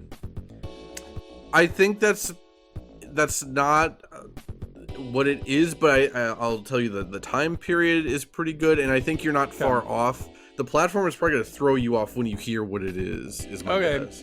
Give me the platform. It did release on Famicom originally. What? Is I'm it like not- Famicom Disk System? I have to assume it's either Famicom Disk System or one of those cases Yeah. where there was like extra chips in. It has to be Famicom Disk System. Yeah, I would. Have Yeah, to assume. there's no way this was on the original Famicom. Wow. Okay, hang on. It sounds like it's ending. I'm about to play it again. I gotta hear that again. Yeah, That's I just want to funky as hear it hell. again. Yeah. Yeah. Ba-da-ba-bum, ba-ba-da-bum. Wow. Let me get the genre of it. It is apparently an RPG. I'll note that I've never played this. I'm not sure if it ever was even localized. Huh. But I will also say this is not like this is one I figured you probably wouldn't get. But Yeah. I will say, like, I've never played this game. I've never even seen footage of this game, but I know this song because it's so good. I had this soundtrack on vinyl before I moved to Germany. That's how good it is. Wow, you had it on vinyl. I mean, I like the I like the sound of this a lot. It's an RPG, huh? I would like to play it, honestly. I don't know if it. I have no idea if the game is even actually good or not, honestly. I'll also note that I believe the way I heard this the first time was actually that video game music documentary, Digging in the Carts by Red Bull from like a decade ago. Oh, yeah. I think they Yeah. played it on there on one of the earlier episodes. Wow. Is the title in Japanese? No, it is translated. I don't know. Yeah, it might just be an English title, even in Japanese. I'm not sure. Okay, let me get another hint. Next clue. Next one is the release year, which it's 1991. So yeah, you were right on with that Early 90s 90s PC system stuff. Man. So early 90s PC RPG for Famicom, probably Famicom Disk System. I have no idea. I can give you the final hint if you want. Yeah, let me get it. It was developed by Konami. It's a Konami game. Yeah, right. Which Wow. Konami isn't really known for RPGs and No. whatnot. But I will say it does have, like, when you hear that it's Konami, it's like, oh yeah, it does have that Konami like sound quality that they were known for back then. Well, you know what's funny when this first started playing, my head went to something like a Twinbee or something like that. Oh, okay. But Twinbee is obviously not an RPG. Huh. Interesting. Yeah, I don't think I'm gonna get this one. I don't know what this is. Yeah, just go ahead and give it to me. I'm not gonna. I have nothing. The song title is "Departure and Arrival" from the game Lagrange Point. And that was, Never even heard of it. Yeah, I would never have arrived at that. Yeah, that, like I said before, it's just one of those things of like, I didn't know how hard to go with some of these, and then I just wanted to play cool music. So we're just playing cool music. Yeah. Yeah. If it wasn't clear, neither Seth or I are taking this very seriously as like a game. It was an excuse to play cool music. Also have like an easy layup episode to end the season with. I will note that Departure and Arrival was composed by Akihata, Akio Dabashi, and Kenji Nakamura. And Akihata and Kenji Nakamura are both apparently uncredited on that soundtrack. Oh, wow. Okay. Nice. What do I have? I've got Reptiles and Amphibians and License to Ill left, right? I think those are the... I'll go with License to Ill then. Okay, here goes. This is real damn cool already. This is not a guess because it's not licensed, but it really sounds like Toe Jam and Earl right off the bat. Yeah. Huh. I'll also say, I feel like licensed video game music always has like a certain vibe to it, at least from like the 8 and 16-bit days, you know? Yeah. Man, what is that funky... Huh, okay. Kind of psychedelic feeling. Yeah. I don't even know the name of this. I'm not even sure if it got a video game, but I'm going to guess it because it's the first thing that came to mind. What's it called? Bonkers? Like that like cheetah dude on Disney or something like that? That's the first thing that came into my mind. That rules. It is not bonkers. But I know who you're talking. Was he like a cop or something? I think so. Wait, was Bonker? Hang on, I just want to do a side Google here. Bonkers. He was like a cop. Yeah. In fact, it was on Disney, and like the logo has like a little police shield behind it. Oh, I didn't realize that. I mean, I remembered he was a cop or some kind of authority figure, but Bonkers D Bobcat. Yeah. No, it is. It is not bonkers. I don't think this is going to help too much, because you can probably already guess this is for Sega Genesis. Yeah.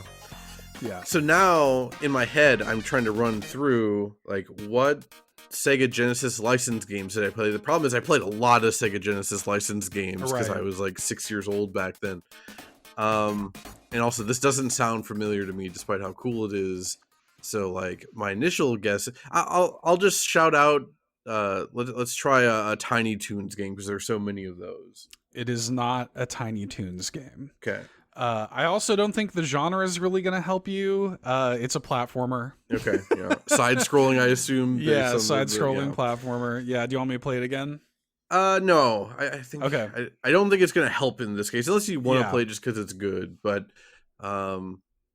trying to think what other like license and what would have that kind of funk to it, like. It is This pretty is good. funky. I'm gonna play it again. It's pretty funky. This, I'm gonna guess this because it's insane and it would fit more to a why does it sound like this out here. I don't even know if there was a Sega Genesis version. Is it Jungle Book? It is not Jungle Book. Okay. The original release year for this was 1993. 1993. Okay.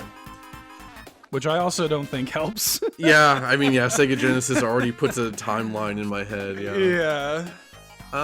Because yeah, these aren't guesses, but like the licensed games I was playing was like Spider-Man, Animaniacs, Tiny Toons, like those.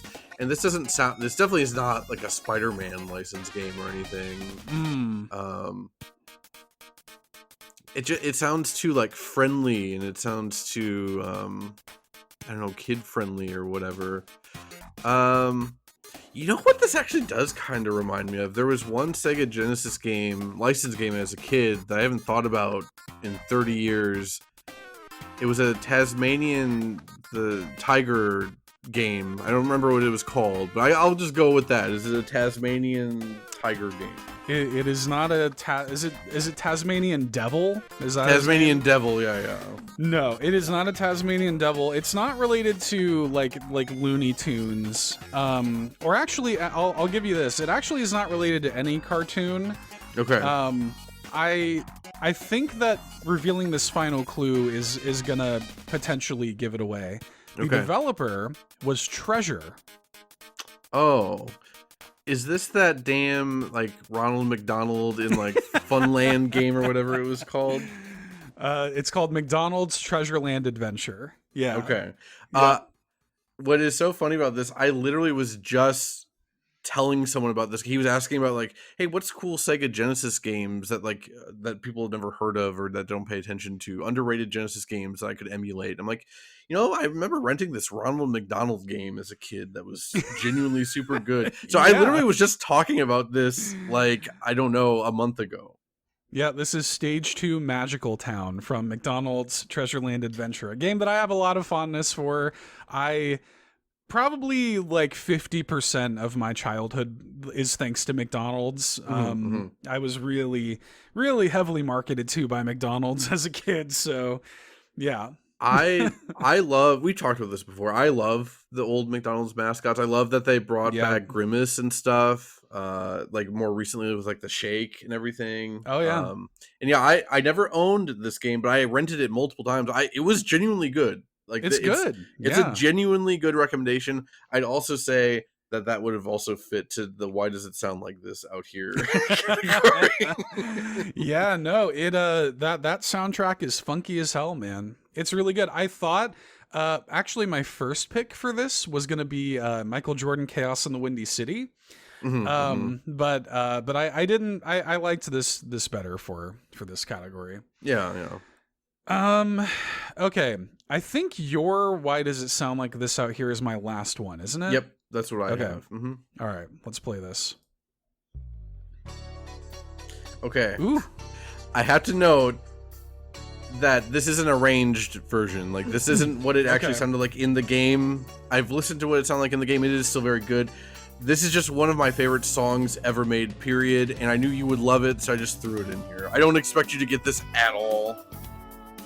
I like this. It's fantastic. Whew.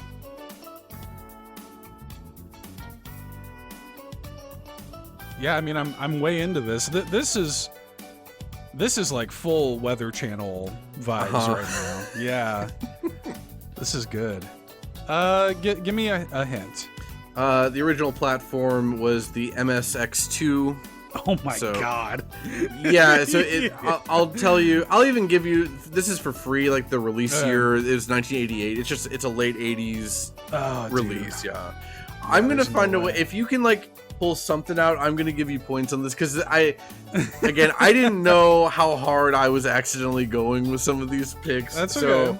I'm also I'm part of the problem. Me and Flight C are the issue. MSX, dude.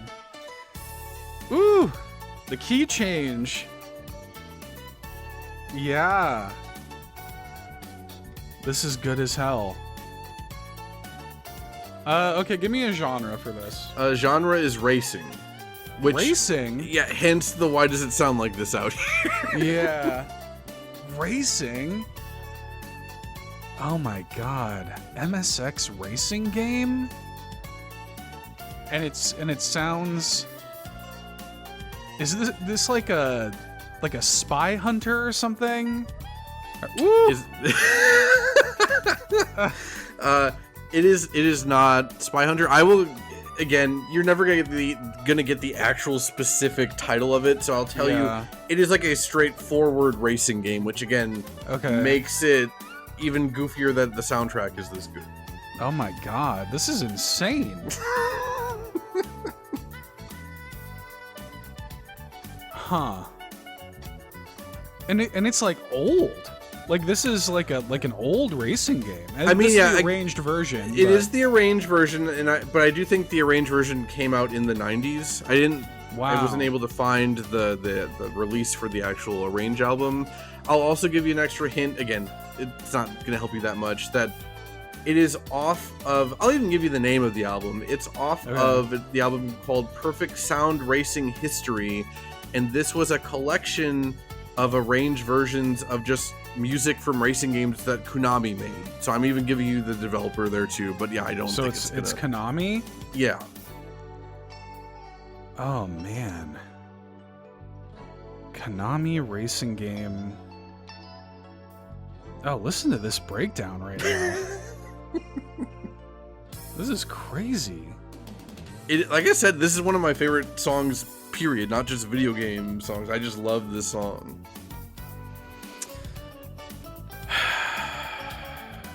I was thinking about like pole position Mhm, or something like that, but I really don't know. This is also probably one of those like genres that I'm like least familiar with. Like I don't know a ton of racing games already. Yeah. But yeah. Okay. Do I have any more hints? I think I accidentally gave you all of them, even The- though you the haven't used all of your developer, guesses yet. Yeah. Yeah. Okay. Damn. Man, I got nothing. Yeah, I know. that little bass. This is real good though. Damn.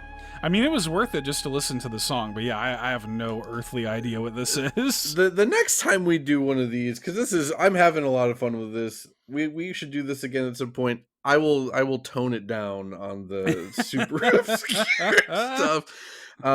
For one, I'm gonna give you 3 points just for being a good sport and dealing with that, because that's to be honest, fine. I just thought this is what it was gonna be like for everyone's picks, even yours. So that's like, I'm like, well, I'm just gonna do this. The song title is It Domingo Today, with a question mark at the end. It is from the game F1 Spirit 3D Special. Oh my God. I'm guessing that didn't come out in America. I mean, it was the MSX2, I guess. I think it also had an arcade release. It was composed. I couldn't find the specific composers, just listed as Konami Kokea Club, and that arranged version was by June Erie. Yeah, just a fantastic. It's great. Yeah. Yeah, I love it. It is just an all-timer, like city pop-esque thing. Yeah. Love it. Yeah. I mean, I'm excited to go back through this and add a bunch of these to my playlist. Okay, well, your last one for me, I think, is Reptiles and Amphibians, right? It is, and it's real weird how that happened. I did not plan it that way. All right, here you go.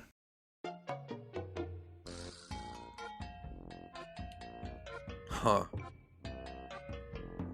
This feels like the least familiar one that I've heard so far. Yeah. Which, again, I was not I don't know if expecting. you've played this game or not. Okay. Yeah.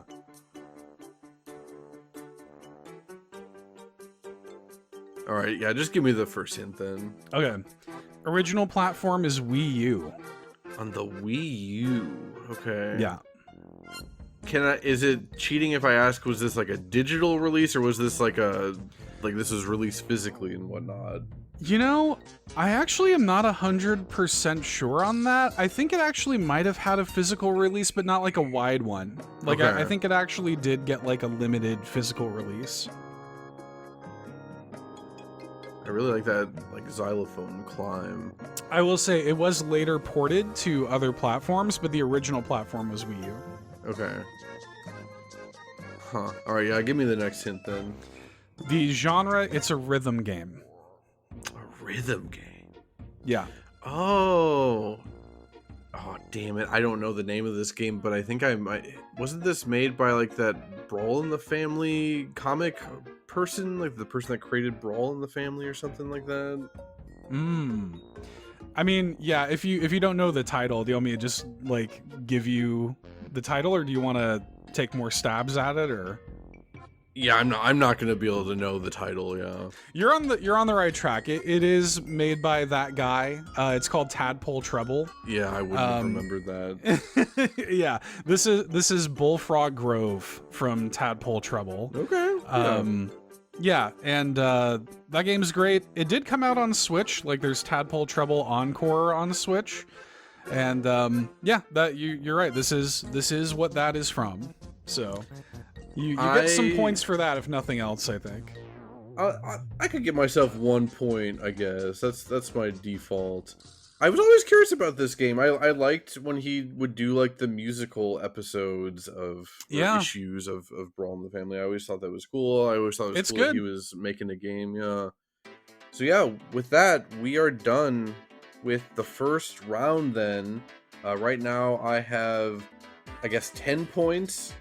And you have 4. Is what. Oh I've wow, got. that's more than I thought I had. I gave you 3 points on that last one because I was just in such a good mood after that song. After Is It Domingo Today?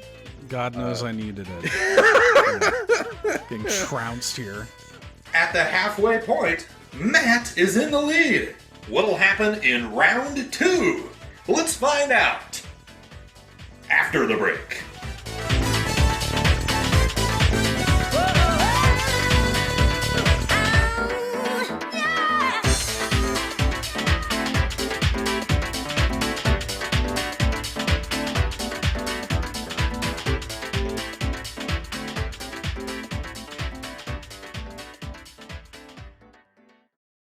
The future of bus travel has arrived, well ahead of schedule.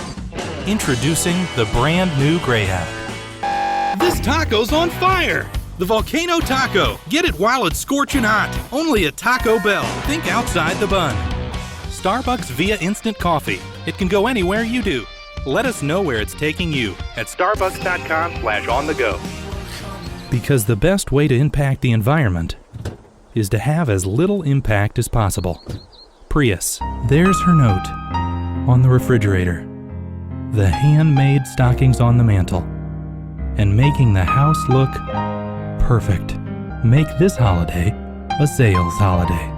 Wherever you go, it's always nice to see something you recognize.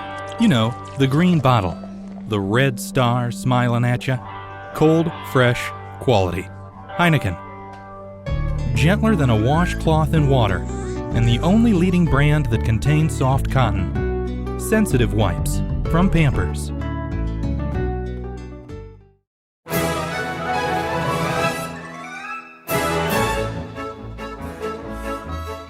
We're back for the Stump the Chump segment of the show. The scoring system is the same as the first round, but the boys will each make guesses before each clue is given. As they're both blind on this one, discussion between contestants is not only permitted, but encouraged. Are we ready, folks? Let's name that Tuneski! We've had submissions from Octorack, Flightsy, Fulia, Phelan, Spriteless, and Third Strongest Mole. As Hostmaster Boog said, we will, to make it more interesting, we are going to kind of work through these together. I'll still award points as we see fit, and whoever actually gets the correct guess. Maybe we'll take turns guessing on each one, Okay. but that just makes it a little more interesting than if we were just doing it solo, right? Yep, sounds good. Yeah, we actually have. First of all, I guess before we even get into it, thank you guys for doing this. Like, thanks for sending in these songs. We actually got a lot of community engagement on this, and people like followed the rules and stuff. So Yeah, I should note that. Yeah, everyone like I thought that the instructions were kind of complicated and whatnot in terms of what to do, but everyone followed them perfectly. I've not seen a single thing. Only Hostmaster Boogs, as of this point, knows the answers to these songs. okay, all right. Well, do you want to just get right into it? Yeah, and I figured we just go down alphabetically. It's just the easiest Yeah. way to go about it. And then, so we're starting then with Adam, right? Yeah, I have them just here alphabetically on our soundboard. Yeah, this is Adam's first submission, so let's hear it. Whoa. It's pretty cool so far. Yeah. What? Ooh. Okay. Huh. I like this. Yeah, it's very good. We've had a lot of funk this quiz show. This has been a pretty funky quiz show, yeah. I mean, this is honestly giving some quiz show energy. It is. This is giving a little Sega Genesis also. This is giving that kind of maybe Yeah. Sega CD flavor. Yeah, I was gonna Ooh. say it has like a bit higher sound quality than Yeah. Sega Genesis. Do you have a first guess? Because I don't think I have a first guess. I don't have a first guess, yeah. Okay, then Let's get a clue. Yeah, let's get a clue here. The console was PlayStation. Oh, PS1, huh? Okay. Huh. Interesting. Yeah, I I'm trying have to... Go ahead. I have one thought. I don't know though. I mean, I don't have anything right now, I think. So Let's- if you want to take a stab you know at what? it. No, let's get it. Let's get the next clue first before I take a stab at it. Okay. Let me. The genre is platformer, which that actually does narrow things down a fair bit for me. Yeah, in not this too many case. PS1 platformers, so that does help a little. And it also means that it definitely is not what I was thinking it was. Whatsoever. I might take a stab here then, if we're talking about PS1 era platformers. I'm gonna take a stab also. Do you want to go first or do you want me to go first? You can go first. My first guess on Adam's first song is Tumba. Incorrect. Okay, so it's not Tomba. Okay, my first guess is Ape Escape. Nope. Damn. Okay. I guess that means we get the next clue then. 1995, so this is a very early PS1 era 1995. platform. PS1. Yeah, that is pretty early. And also sounds like this, because to me, this doesn't really sound... Now it kind of does. Like, it sounds more like a side-scrolling thing to me, but they weren't doing a lot of side-scrolling stuff on the PlayStation, especially early on. Yeah.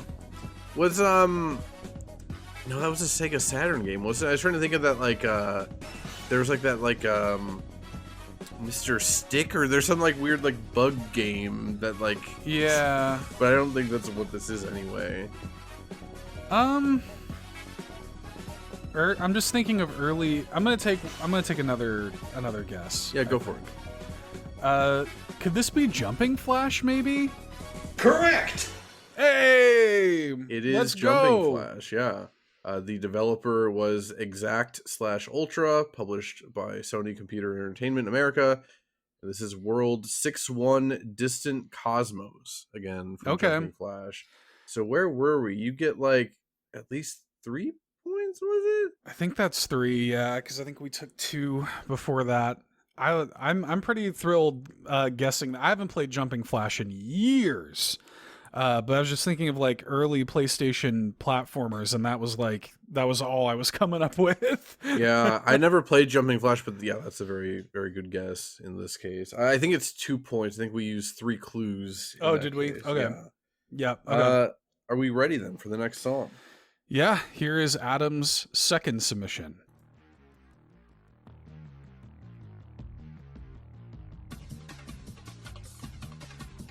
Whoa. Oh, okay. Okay. Got a little D&B on me there. It's almost got like a. At first, it almost had like a Risk of Rain vibe, but now it definitely does Yeah, not. listen to this is like arpeggiated. Oh. This is giving like this could be like a fighting game or something. Yeah, I was thinking fighting or racing game again. It does kind of have like. It has like a Namco PS1 era energy to me. Mm-hmm. Yeah. I don't think I don't have a guess. Yeah, I was gonna say I might just reveal the next clue then first. Okay. The console. Oh, it's Xbox. So this is right up your wheelhouse. Oh. Original Xbox, huh? Okay. Let me take a guess at this. Is this Okay. Gun Valkyrie? That is correct! Hey, let's go, baby! That's 4 points for Seth right I love there. it. Yeah, let me look at this real quick. These are cool submissions from Yeah, Adam. Gun Valkyrie is a good game. Yeah, these are pretty cool. Yeah. Genre was third-person shooter. Year 2002. Developer Smilebit and publisher Sega. And the song is specifically "Meat Biscuits," is what it's called. Meat Biscuits. That is a great damn song title. That might even beat out "Is It Domingo Today" for best song title of the episode. That's pretty damn good, man. Yeah, no, Gun Valkyrie is a cool game. There are not too many people talking about Gun Valkyrie anymore. That early original Xbox Sega stuff was so cool. Like this is especially like Smilebit, like this is that same kind of batch of people who are making like Jet Set Radio Future and Panzer Dragoon Orta and stuff, and yeah, this is real good. I think we even had some in the background in the early 2000s episode of Bit Harmony. We had some Gun Valkyrie in there. If I think so. I think I like curated a batch of of songs to play in the background of that, and I think Gun Valkyrie might have been one of them. Yeah. Nice. Well, I'm pretty thrilled with that. You're catching up. I shouldn't have given you all those pity points. Well, it's all about to go downhill right now because Flightsy's up next. Well, it'll go downhill for both of us. It's fine. We have 2 submissions from Flightsy here, so I guess let's hear Flightsy's first submission. Oh. Okay. It's kind of got like a classical music in Yeah, like it does. 8-bit style vibe. Okay, I'm gonna go ahead and guess that I will never in a million years guess this song, but if you have any guess. What? That one places I truly did not expect. Like, Flightsy, did you just like turn your computer on in a bad way and that's the noise that yeah, I'm just gonna take like just a total stab in the dark, and like it sounds to me like you know what? No, I don't have a guess. I'll get a hint first before I make a guess. I'm gonna just make an off the wall guess. Okay. I'm gonna go ahead and guess Jetpack. Wow. A swing and a miss. Let's reveal the platform then. The ZX Spectrum or ZX Spectrum. Jesus. So I will never in a million years guess this is my hunch. Yeah. No, there's no way. I was thinking, I'll just toss this out here because I don't even know if this exists. But to me it was giving a little bit of like pinball energy. So I'm just gonna say like pinball. Okay. Broadly. Another swing and a miss. Okay.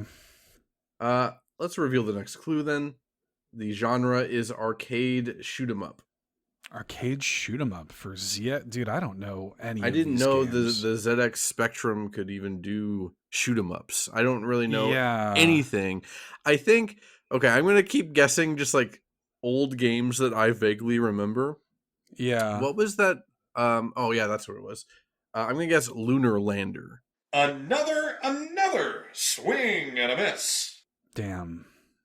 I'm thinking about like like could there have been like weird like ports or something like that? Like Probably. but I don't recognize the melody at all. Yeah, I don't. That's the thing. I don't recognize anything. And there's barely a melody anyway. But yeah, I don't recognize anything about it. So like, I played Lunar Lander at like the Waukesha County Planetarium when I was 8 years old. That's why I went with that. I don't even know if that was on the ZX Spectrum. I have no I guess I don't feel like any of these hints are really gonna help, but I guess I'll take another one. Yeah, let's do it. The year is 1985. Yeah, it doesn't help. Let's go to developer then. Yeah. Insight Studios is the Insight developer Studios. of this. I will note, I haven't looked at these yet, but Flightsy did also send fun facts for both of their songs. Do you think that it would like give away anything if we looked at the fun facts, or I genuinely don't know, because he does list them at the bottom beneath the game and the answer. So maybe we should wait till the end to read the fun fact. Right, like maybe it would be like a reveal, like an Yeah. accidental reveal or something. Yeah.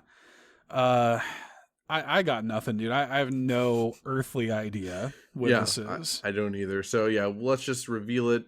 We've got the game is apparently Subterranean Striker, and that is Striker with Stryker.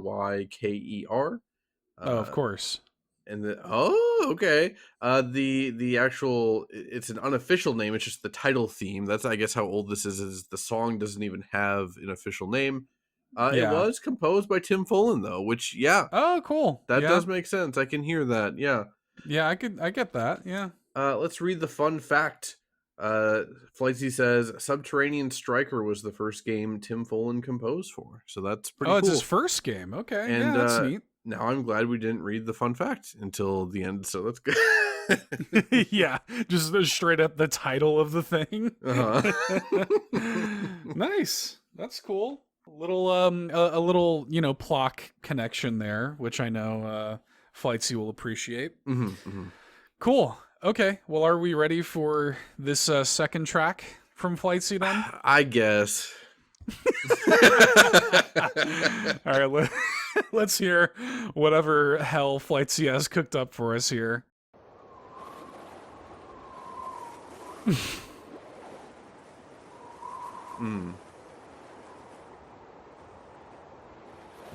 Yeah.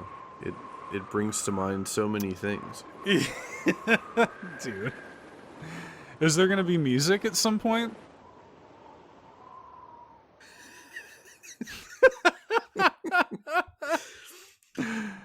I mean, look. Was that it? Was that the whole thing? Sounds like it, right? Yeah, no, it ended. That was the whole thing. It was just wind. I mean, Flightsy has stumped the chumps. I literally, I can start making off the wall guesses. Like I'm trying to think of like, okay, what kind of game has like, not even, it's wind sounds right, but it's not even like ominous wind sounds really. Like, I guess it sounds kind of high altitude. I can start, like, I'm thinking almost vaguely of like a horror game or something. So like, I'll guess, I don't know, Silent Hill. Well, I was thinking like, could this be a game that has no melodic soundtrack at all? Like it's purely ambient. Like that's true. Since I already guessed, I'm gonna lock in. It wouldn't be fair to not go ahead with that guess. So yeah, I'm gonna guess Silent Hill 1 then. I'm really tired of all of this swinging and missing. I'm not gonna give. Let's go ahead and get a hint. I'm not gonna guess right away. Okay. Platform is Nintendo Switch. Oh, it's a Switch game. I was thinking like PS1 era stuff. Wow, a Switch game. Wow. That is just wind. If we pull this off, I want a full written apology from Flight C delivered to my doorstep. I feel like, like obviously the song is going to give us nothing. Like I feel like the clues are almost entirely what we have to work on here. Right. Yeah. For sure. Like, yeah, we're not going to guess it based off of. So yeah, do you want the next clue then? Yeah, like I'm not going to be like, "Oh yeah, that wind reminds me of the wind in this game." Okay. Yeah. Genre is action platform. Action platformer. I don't know. Because then I'm also trying to be like to think of like weird like 3D. It sounds more of like a 3D game to me than a 2D one. So then I'm also I'll just take a random stab at it. Might as well. I'll go ahead then and guess Snake Pass. You've missed all of your swings. Are you happy? Yeah, Snake Pass is that. I think David Weiss did Snake Pass. He did, but I don't consider this a song, so I'm just going with anything I can think of. Yeah, I mean, I don't know. I don't know if this is the case. I'm just operating under the assumption that this is a game with like a minimal or no soundtrack thing.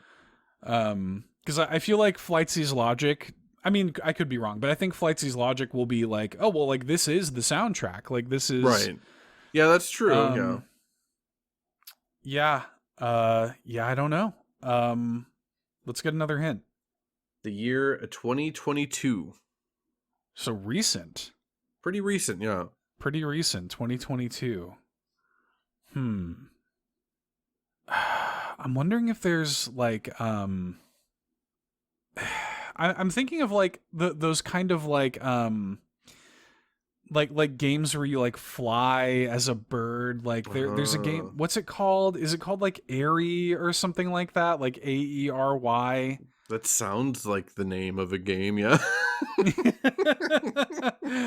I'll guess that. I think that's a thing. I think it's called Airy. That is not at all right. Okay. Yeah, I don't think I have anything right now. I will probably continue to not have anything, is my guess. But. Yeah. All right, let's go with the next clue then. The developer is actually HAL Laboratory. What? Well, okay. What? I mean, there's only so many HAL games that got put out on the Switch in 2022. I mean, Kirby and the Forgotten Land is the most obvious answer, but like... Well, I mean, let's think about this. In 2022, it's either going to be Kirby and the Forgotten Land or Dream Buffet. Oh, right. Dream Buffet was also 2022? That sounds right. I'm pretty sure they came out in the same year, yeah. Yeah, I think you're right. I think that was like 6 months or maybe a little less after. But that does completely defeat my theory of it being a game that doesn't have any normal soundtrack. So, yeah. And it also makes sense that Flight C would pick a Kirby game. Yes, Flight C is, I would argue, maybe the only person I've ever met that is a bigger Kirby fan than me. Gets real in the weeds with this, as you can see, as you can hear. Yeah. Actually. So the question is, I mean, to me, I feel like this is more akin to something we would hear in a Kirby and the Forgotten Land. I'm with you on that. You know what? Okay. Since we're still technically competing, let's each guess then. Let's try and double our odds. So you're going with Forgotten Land? Yeah. All right. So you are going with Kirby and the Forgotten Land. I'm going with Kirby Dream Buffet. Yes, we can accept that. It is Kirby and the Forgotten Land. Okay. Yep. Wow. Does he say what that is? The song title, as it were, is called "To a Place That Reaches the Stars," translated from Japanese by Jun Ishikawa. Let's read the fun fact here. You can hear hints of two planets approach the Roche limit in this song, is what Flightsy says. I'll just have to take their word for it. Oh, yeah, I'll take your word for it, Flightsy. All right, let's move on to Afulia's songs. Okay, so this is Fulia's first submission here. Let's hear it. Whoa. Yeah, dangerous already. Huh. This is not, first of all, what I was expecting at all from...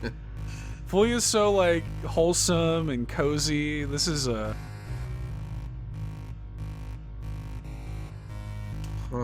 Huh. Yeah, I'm really... We're definitely going to need some of these clues, I think, on this. I'm waiting to see if it gives me a little more. I have a thought. Yeah. Whoa, the drums? Is Disturbed about to start singing? Like, oh yeah, we got some strings too. Yeah. I have a guess. Okay. I'm gonna guess Portal 2. This is giving me Portal 2 a little. Huh. You somehow managed that one. What? Let's go! Oh, hell yeah. Yeah, I would have gotten it by now. I would have gotten it by this point. It's funny because, I just replayed Portal 2 on Switch just a couple of years ago, and I can hear it a little now. But yeah, this specifically is Wheatley Science from Portal 2. Yes. And the composer is Mike Borowski, credited as Aperture Science Psychoacoustics Laboratory, I guess. Yeah, I wasn't getting it from the beginning, but once the strings started coming in, I was like, oh yeah, this is doing something. This is... It's funny, man. I've played Portal 2 like 3 times in my life, and I can hear it, like I can place it now that I know, but I don't think I would have placed. Maybe after some of the clues I could have, but definitely not anytime soon. It's so weird. I was envisioning like literally the moment. I think this, maybe I'm wrong, I think this does play after like there's that kind of like turning point when Wheatley becomes fully the villain, and you remember you're like running from him in like the back kind of alleys and stuff, and he's like moving like pieces of the geometry, like trying to kill you and stuff. I think that's when this song plays. That was what was in my head. That adds up with the name Wheatley Science. Yeah. Wow. Hell yeah, dude. I crushed that. You are handily winning. Holy shit. Wow. Okay. All right. Well, let's see if I can do something with Fulia's second track then. Okay, this is more what I would have expected from... Yeah. That was my exact thought too, yeah. The vibes could not be more different. This sounds familiar. This sounds very familiar. It does sound familiar. Huh. I like it. It's good. I feel like something's right on the tip of my brain, but then it goes away. Like I'm not quite grasping it, but ooh. Huh. I have a guess. Okay, yeah, go for it. I'm gonna guess Chia? Absolutely not. Okay. Damn. Okay. Do you have a guess, or do you want to just go for it? I do not have a guess yet. Let's get this first clue. The original platform. Okay, it's on like everything modern besides Switch. I guess it's PC, PS4, PS5, Xbox One, Xbox Series. It's not on Switch. Huh. She does not have it listed. I mean that's the problem, right? She has the OG platform, and some people followed that very literally, and other people. Sure. Yeah, but it could be that it's not on Switch. You know what it sounds like? Wait. I think I know what it is, but now I can't think of the name of that damn game. Okay. I have another guess too, but the thing is the game that I'm thinking of is on Switch. You can go ahead and guess it. I'm still trying to think of okay, I think I have the name, but if you want to guess first, go for it. Okay, the song, this was reminding me of Fall of Porcupine, maybe a little. You've landed firmly in the no zone. Okay. I also have a guess. I'm trying to remember the full name of this game, even though I watched my wife play it. Is it Kana Bridge of Spirits or whatever it was called? Oh. You've landed gently in the yes zone. Hell yeah. Oh, let's go. Very good. I knew it sounded familiar. I watched my wife play through this whole game. It is very cute. It seemed really cool. I didn't play it myself. It was also, for her, it was a lot harder than she was expecting. Interesting. She was getting pretty flustered at like one boss fight in particular. It was like a later game boss fight, but yeah, this game was super interesting. Yeah, it was made by like an animation studio or something. Like they're not even originally game developers. It's that animation studio that did that really good Majora's Mask fan film. Oh, I don't think I realized that. Okay. Yeah, it's the, I think they're called like Ember Studio or something. I have this. I haven't played it yet though. It's good. So. Because I did play it like for 5 minutes, like while my wife was playing it. Like the bow and arrow stuff feels real good, especially on like a DualShock or a DualSense with like the analog triggers and stuff. Developer was Ember Lab. The song name was Village, and the composer is Jason Galladay, credited as Theophany. Nice. Okay, cool picks for you. Hell yeah. Yeah. I'm glad I actually knew that one because it was starting to drive me crazy. All right. Well, our next selections here are from Phelan. So let's get Phelan's first track. Okay. This sounds like a very Phelan pick, yeah, if I may be so bold. This is immediately giving like fighting game. This is immediately giving. Ooh. Yeah. Oh, this is familiar. This is familiar. I might take just a quick stab at it. Okay. I'm gonna guess Marvel Superheroes. No. I'm gonna guess Capcom SNK 2. Wrong-o. Damn. All right, okay. I will go with original platform then. GameCube/PS2. GameCube, PS2. Not original Xbox. Yeah, I feel it. Maybe we're being biased because it's of who it's coming from. Coming from Phelan. Yeah, I'm like, it has to be a fighting game. It sounds like a fighting game, but just sounds like a fight. Maybe it's not. Yeah, right. It might not be, but like I'm really dwelling on fighting games, and maybe that's a mistake on my part. I'm not sure. Because I'm also trying to think of like what fighting games came out, but only on GameCube and PS2 originally. That melody does really sound familiar to me. That main melody. It sounds like a Capcom game to me, like specifically. What is this? Man. Yeah, I'm not sure. I don't think I have a guess yet. I don't either. Yeah. Okay, let's get the game genre then.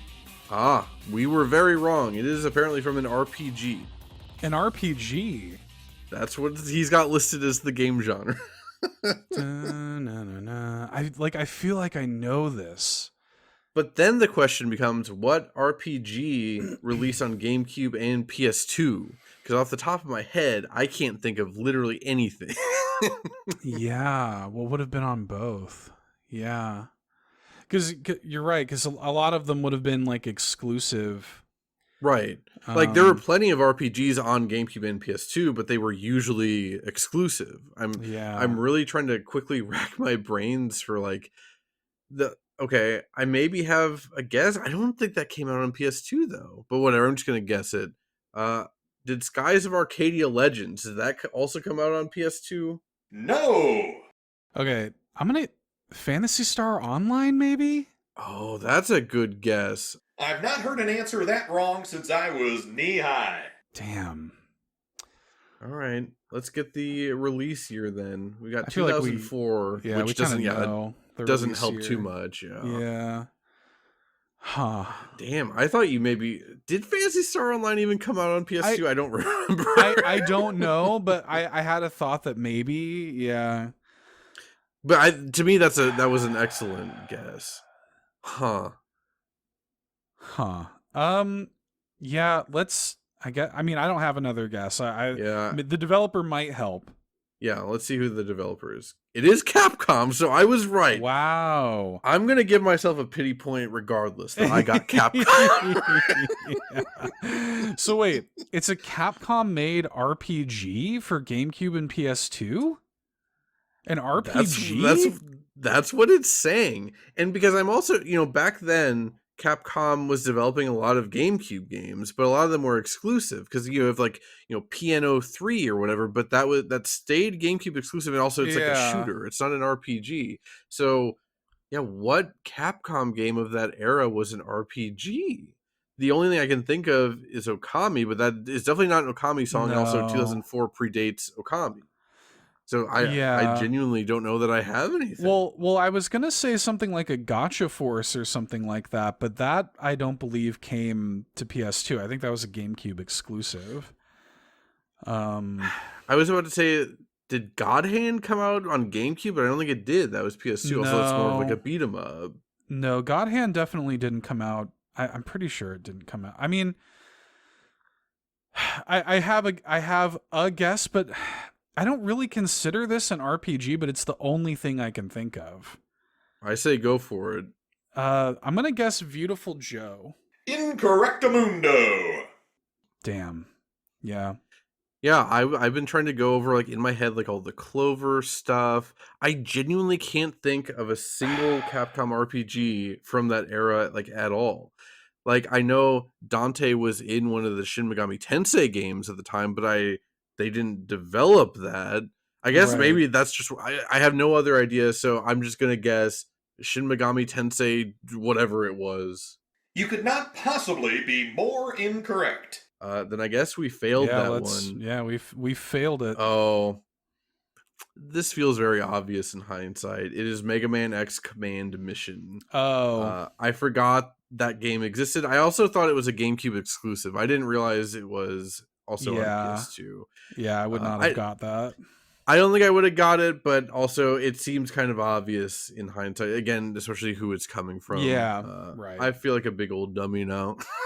we should have known that there would have been some kind of Mega Man something. Yeah, that's fair. Yeah, and it is the song title is Stand By Zero, and it was composed by Shinya Okada, Yoko Komiyama, and Saiko Kobuchi. I am seriously giving myself a point for the Capcom. Yeah, go ahead. Yeah, that seems fair. You are still firmly in the lead, so it's fine. That melody sounded so familiar to me that that's specifically I was guessing games that I knew I would be somewhat familiar with, because I was I feel like I've heard this, I feel like the listeners are better at coming up with game songs that the hints are actually helpful than I had, right? I was just picking cool songs, whereas narrowing it down to a GameCube PS2 era RPG from Capcom, that's a pretty thorough narrowing down, whereas all my stuff was just I don't know, you've never heard of any of this, just listen to the cool music. I don't know, dude, it's a racing game on the MSX, figure it out. All right, well, let's hear Phelan's second track then. Oh, this also sounds very fighting game-ish.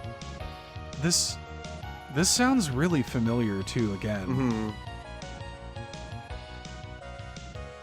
Yeah, this is giving beat 'em up to me. Okay, yeah, beat 'em up. That does. I mean, yeah, we could start guessing, but then would he have? I'm trying to think would he have picked multiple Capcom songs? This is giving me I'm gonna take a random stab at it. Yeah, go for it. This is it Double Dragon? That is not at all right. Okay. It does kind of sound like Double Dragon now that I think about it. It's got those punchy hits and stuff. Yeah, okay. Yeah, it is giving me like early to mid 90s stuff. It's like a looping thing. It, It could be a beat 'em up. It could be a fighting game. It could be a racing game also. and again, I also don't know if this is my Phelan bias, but I keep thinking of like Capcom stuff now. Yeah. So I'm just gonna go ahead and guess. Is this like the I don't even know the name of it. Like that X-Men arcade game from the 90s. Oh, good guess. I'm sorry, no. Let's get the original platform then. Arcade / Super Nintendo, and the song is from the Super Nintendo version specifically. Again, I feel like everything that's coming to mind is Capcom stuff, but I don't know how much of it is that a Phelan thing. Yeah. Is this like from one of the Strider games? Nope. Strider's a good, yeah, wow. Man, I don't know. Arcade, Super Nintendo port. This is from the Super Nintendo port. And it's so, like, that era, too. Like, this could be a shmup. Yeah, we were kind of forgetting about shmups. Yeah, I got focused on beat 'em ups and fighting games. So yeah, this definitely could be a shmup. I don't know. Yeah, I guess let's just go for the next clue. Game genre is beat 'em up. It is a beat 'em up. Okay. Huh. So now we have to look at like beat 'em ups from back then, from clearly the 90s, that also had Super Nintendo ports. Because yeah, I will definitively. This does not sound like, for instance, a Ninja Turtles song, right? Like it just doesn't sound like any of those. So like we can rule that out. I mean, okay, I'm gonna guess. Let me just throw out Final Fight. That was literally going to be what I guessed next. So yeah, let's go for it. No.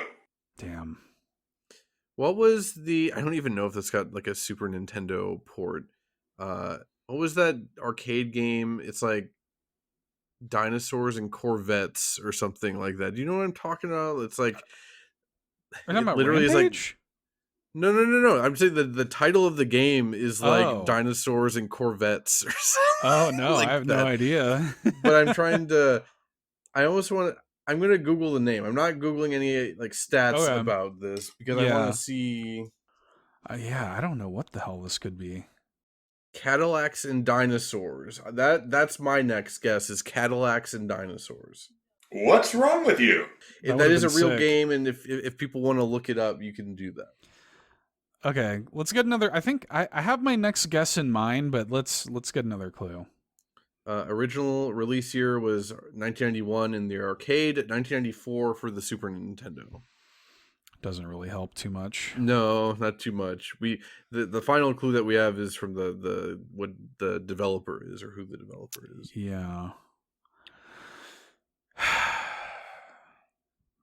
I don't know if this was an arcade game, but my next guess was going to be Maximum Carnage.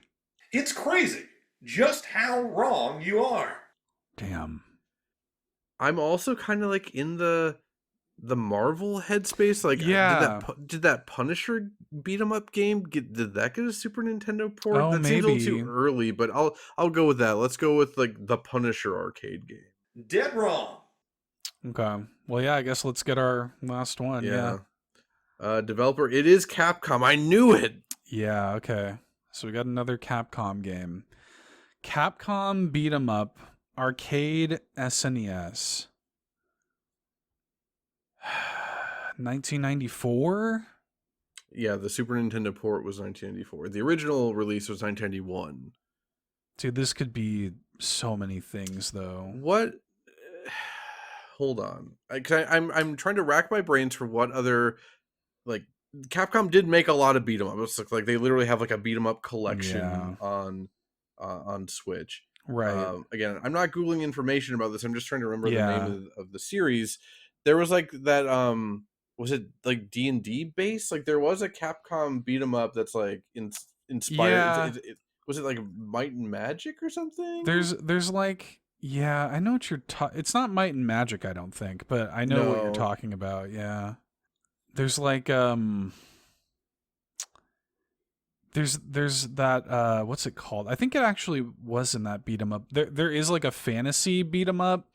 Yeah. That Yoko Shimomura composed. I forgot what it's called. but I don't remember. Oh man, this is gonna drive me nuts. I feel like I'm gonna know it when it is revealed too. I think they have multiple fantasy based like beat 'em ups. I'm just gonna guess one. This one sounds cool. Knights of the Round. A heartbreakingly incorrect answer for someone that's already disappointed so many. Okay, that wasn't our last one. Yeah, that was our last one too. Did you guess on this one yet? I don't think so. No, I don't remember the title of that game I'm thinking of. And it probably isn't right anyway. But it's like that. Okay, like I'll give you my headspace, like because we know that this is a beat 'em up, Capcom, arcade, Super Nintendo. I'm thinking of the Capcom beat 'em up bundle. I'm thinking about that fantasy headspace. I know there's a game that Yoko Shimomura composed for, and that this does sound like a Yoko Shimomura song to me. Like it has that kind of Street Fighter 2 kind of energy to it. But I don't know the title of it. Yeah, I don't and I don't want to like look it up because I don't want to accidentally see stats and stuff, but sure. But yeah, like I don't know. I'm gonna give up on it. Okay. Yeah, this is gonna drive me nuts. I've never heard of this. It's called The King of Dragons. That's exactly what I was thinking of. Damn is what you were thinking of? That is literally. Hang on, let me Google this. I'm pretty sure it is. Yeah, the song title is "Treasure in an Old Castle." That's composed by Yoko Shimomura. Yep. I'm giving you a point for calling out the Yoko Shimomura. Like you basically knew what it was. You just didn't know the title of the game. I didn't know the title of it, but I knew that this was I knew what this because this is in that beat 'em up collection. Okay. Yeah. Damn. Y'all are killing me today. I was feeling good about getting Seth's. I did pretty good when it came to Seth's songs, but you had me in the first half. Yeah. All right. Next we have Spriteless. So let's hear Spriteless's first track. Ooh.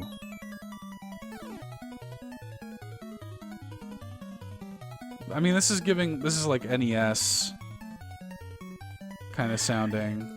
Yeah. I mean, I'm going to throw this out there. We were literally talking about this earlier in the episode, I forget when, that like licensed games of this era have like a specific sound. I don't know how to explain it, but this does. This is giving me like licensed like 8-bit game sound to me. Yeah, this does have that energy, you're right. So then but obviously that doesn't help you too much because there are so many licensed games of that era. So it's like, do we just start taking shots in the dark with that? I'm gonna take a random shot in the dark. Okay. I'm gonna guess the that rare like Who Framed Roger Rabbit game. Oh, that's a good one. Absolutely not. Damn. I'm not saying this is Capcom, but it is giving me more Capcom vibes too. Yeah, sure. So then I'm trying to think of like, other Capcom developed games of that era, or licensed games of that era. I also like had a Rescue Rangers NES game or a Chip and Dale. Oh, it does give that kind of. Yeah. Maybe I'll go with that. Let's go with like Chip and Dale Rescue Rangers. Wrong. Damn. Okay. All right. Let's get our first clue then. NES is the system. NES. Yeah, which that makes sense. But then, like, are we pigeonholing ourselves with this licensed game? I mean, it might idea not be. that I'm on. Right. It might not be.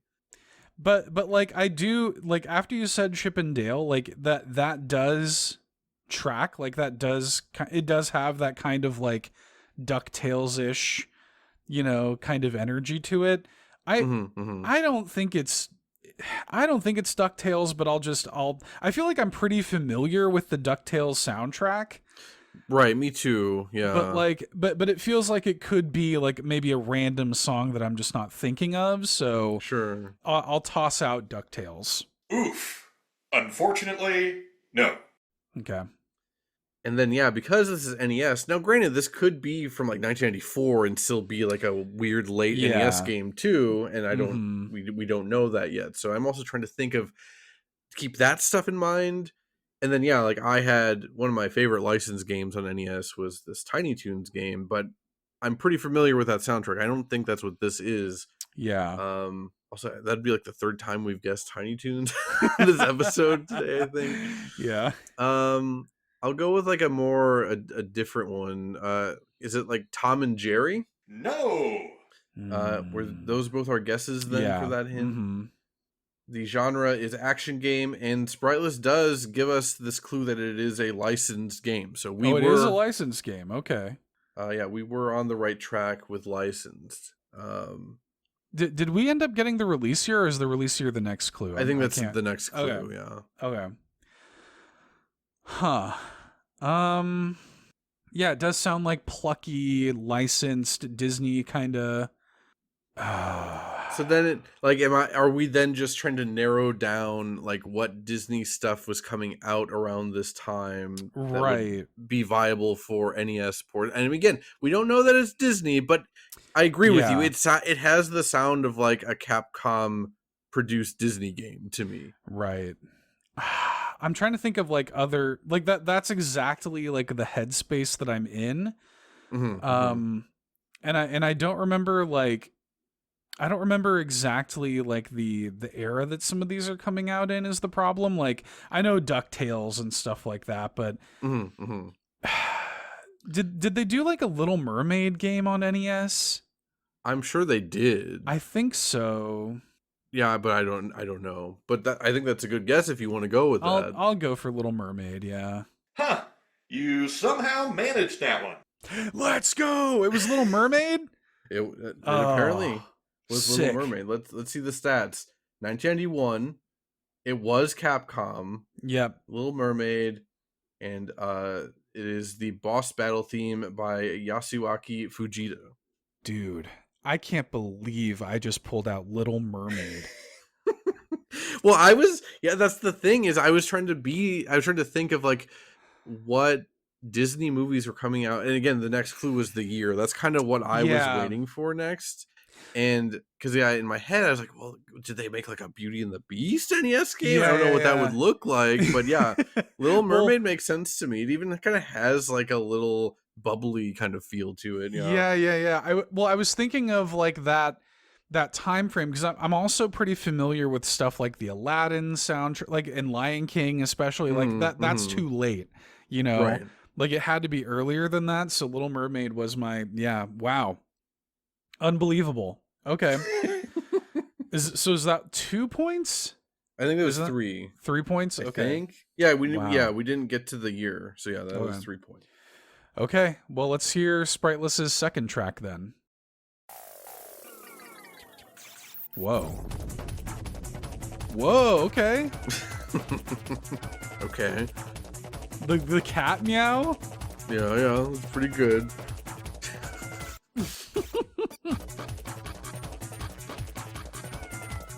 What the hell is this? Yeah, this is wild. I have an idea immediately in my head, but I don't remember the name of the game. So it was on N64 and PS1. And the horse? The horse at the end. Now I really have Dude, no what? idea what's going on.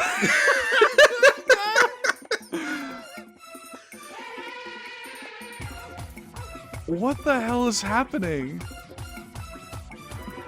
I have no idea. Yeah, I truly have no idea. I'm gonna just guess this to get it out of the way. Okay. I'm gonna guess Rat Attack. It's crazy just how wrong you are. Okay. I don't. Yeah, let's get the first clue. Okay. This was released on PSP, 3DS, and PC, apparently. It's still going? It's just growing more and more powerful at this point. 3DS, PSP, and what was it? PC. PC? Oh my god. I can't even like formulate like thoughts in my head. Dude. Yeah, I don't know how to act with this song right now.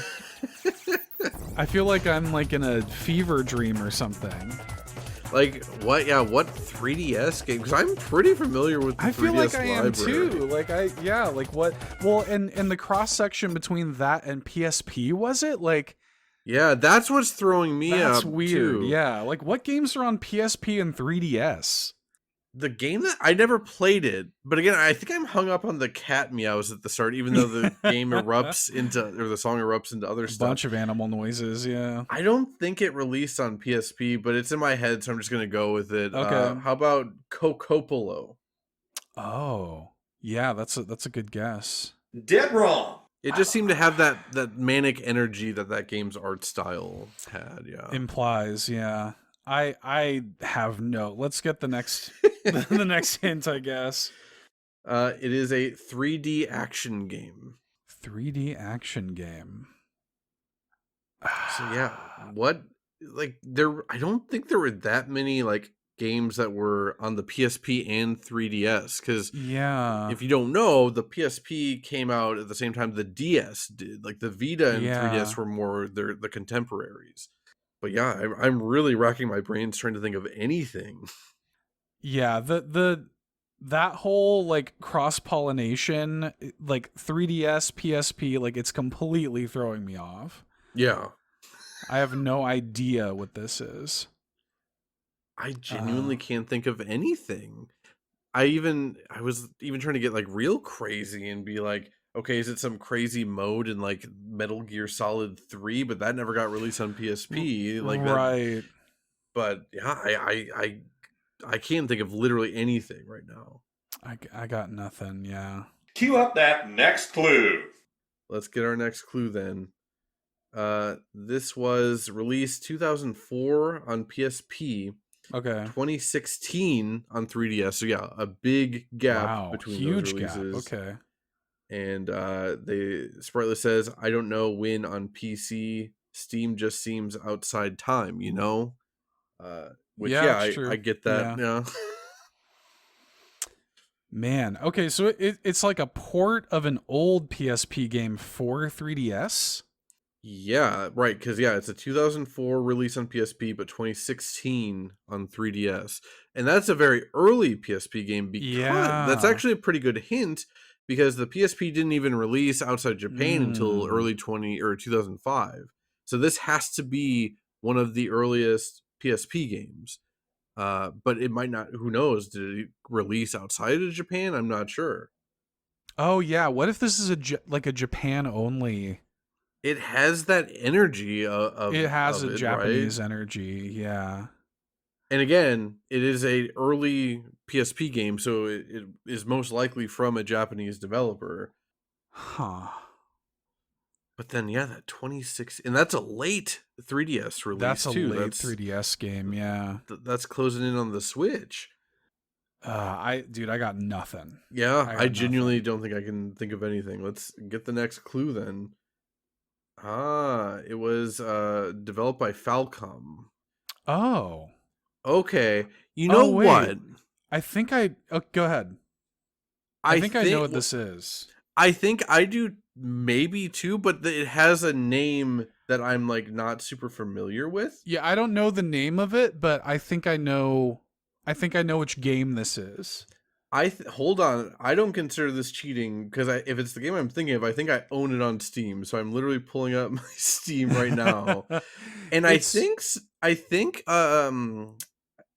Presto recommended this game at one point. Oh, if it's the game I'm interesting. thinking of.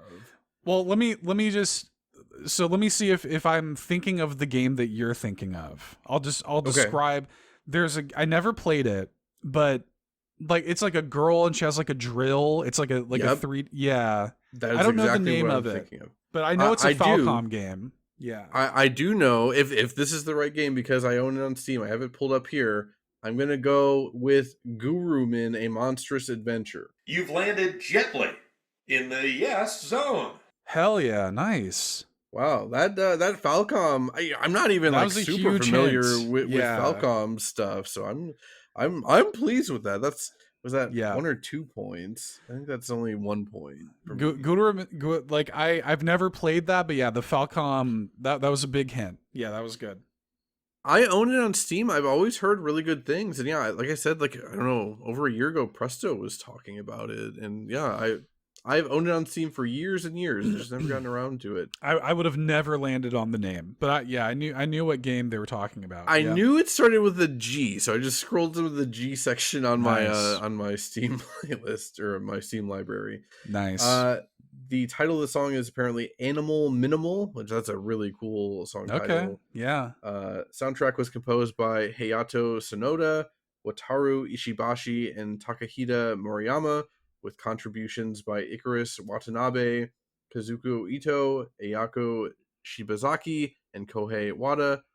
I cannot find a track-by-track breakdown. Hey, Spriteless, I get it. I can rarely ever find a track-by-track breakdown for any Japanese-developed game, so it's not on here. Yeah, it's tough. Yeah, well, the fact that it's on PC, that's cool. That like it's pretty easy to play. Yeah, Mm-hmm. I've heard very good things about it. I keep meaning to install it, but there's just so many games to play at any given moment in life nowadays. Yeah. Okay, very good. Well, this is our last one. It's from Sam, Third Strongest Mole. Okay, so coming into this last one, you have 16 and I have 20. Is that correct? So it sounds like, yeah. Okay. So basically, it's unwinnable for me unless I immediately know this. You have to get it straight away. Okay, let's hear what Sam has for us here. Last song. Mm-hmm. Okay, this is pretty cool already, but I definitely don't know it. Oh. Unfortunately, I know exactly what this is. Okay, go for it. Not only do I know what this is, I know what the title is. Okay, I'm willing to award bonus points just so you can really fully bury me in the ground on this. Or do we want to let it play a little bit before you? We can. Okay. Let me say this. The reason I know what this is because Sam posted this on our VGM lounge maybe like a year or two ago, and I thought it was so cool. I immediately added it to my playlist, and the title is crazy, and it's just one of those titles where like when you hear it you're like, this has to go on my playlist. So I'm actually quite familiar with this song. I love it. I know exactly what it is. So but yeah, do you want to take like some guesses at it, or no, it's fine. I definitely don't know it, so it's totally fine. Okay, so I don't actually know exactly which entry it is, but this is from an Armored Core game. Okay. And the song is called, I think it's called Monkey Like Daddy.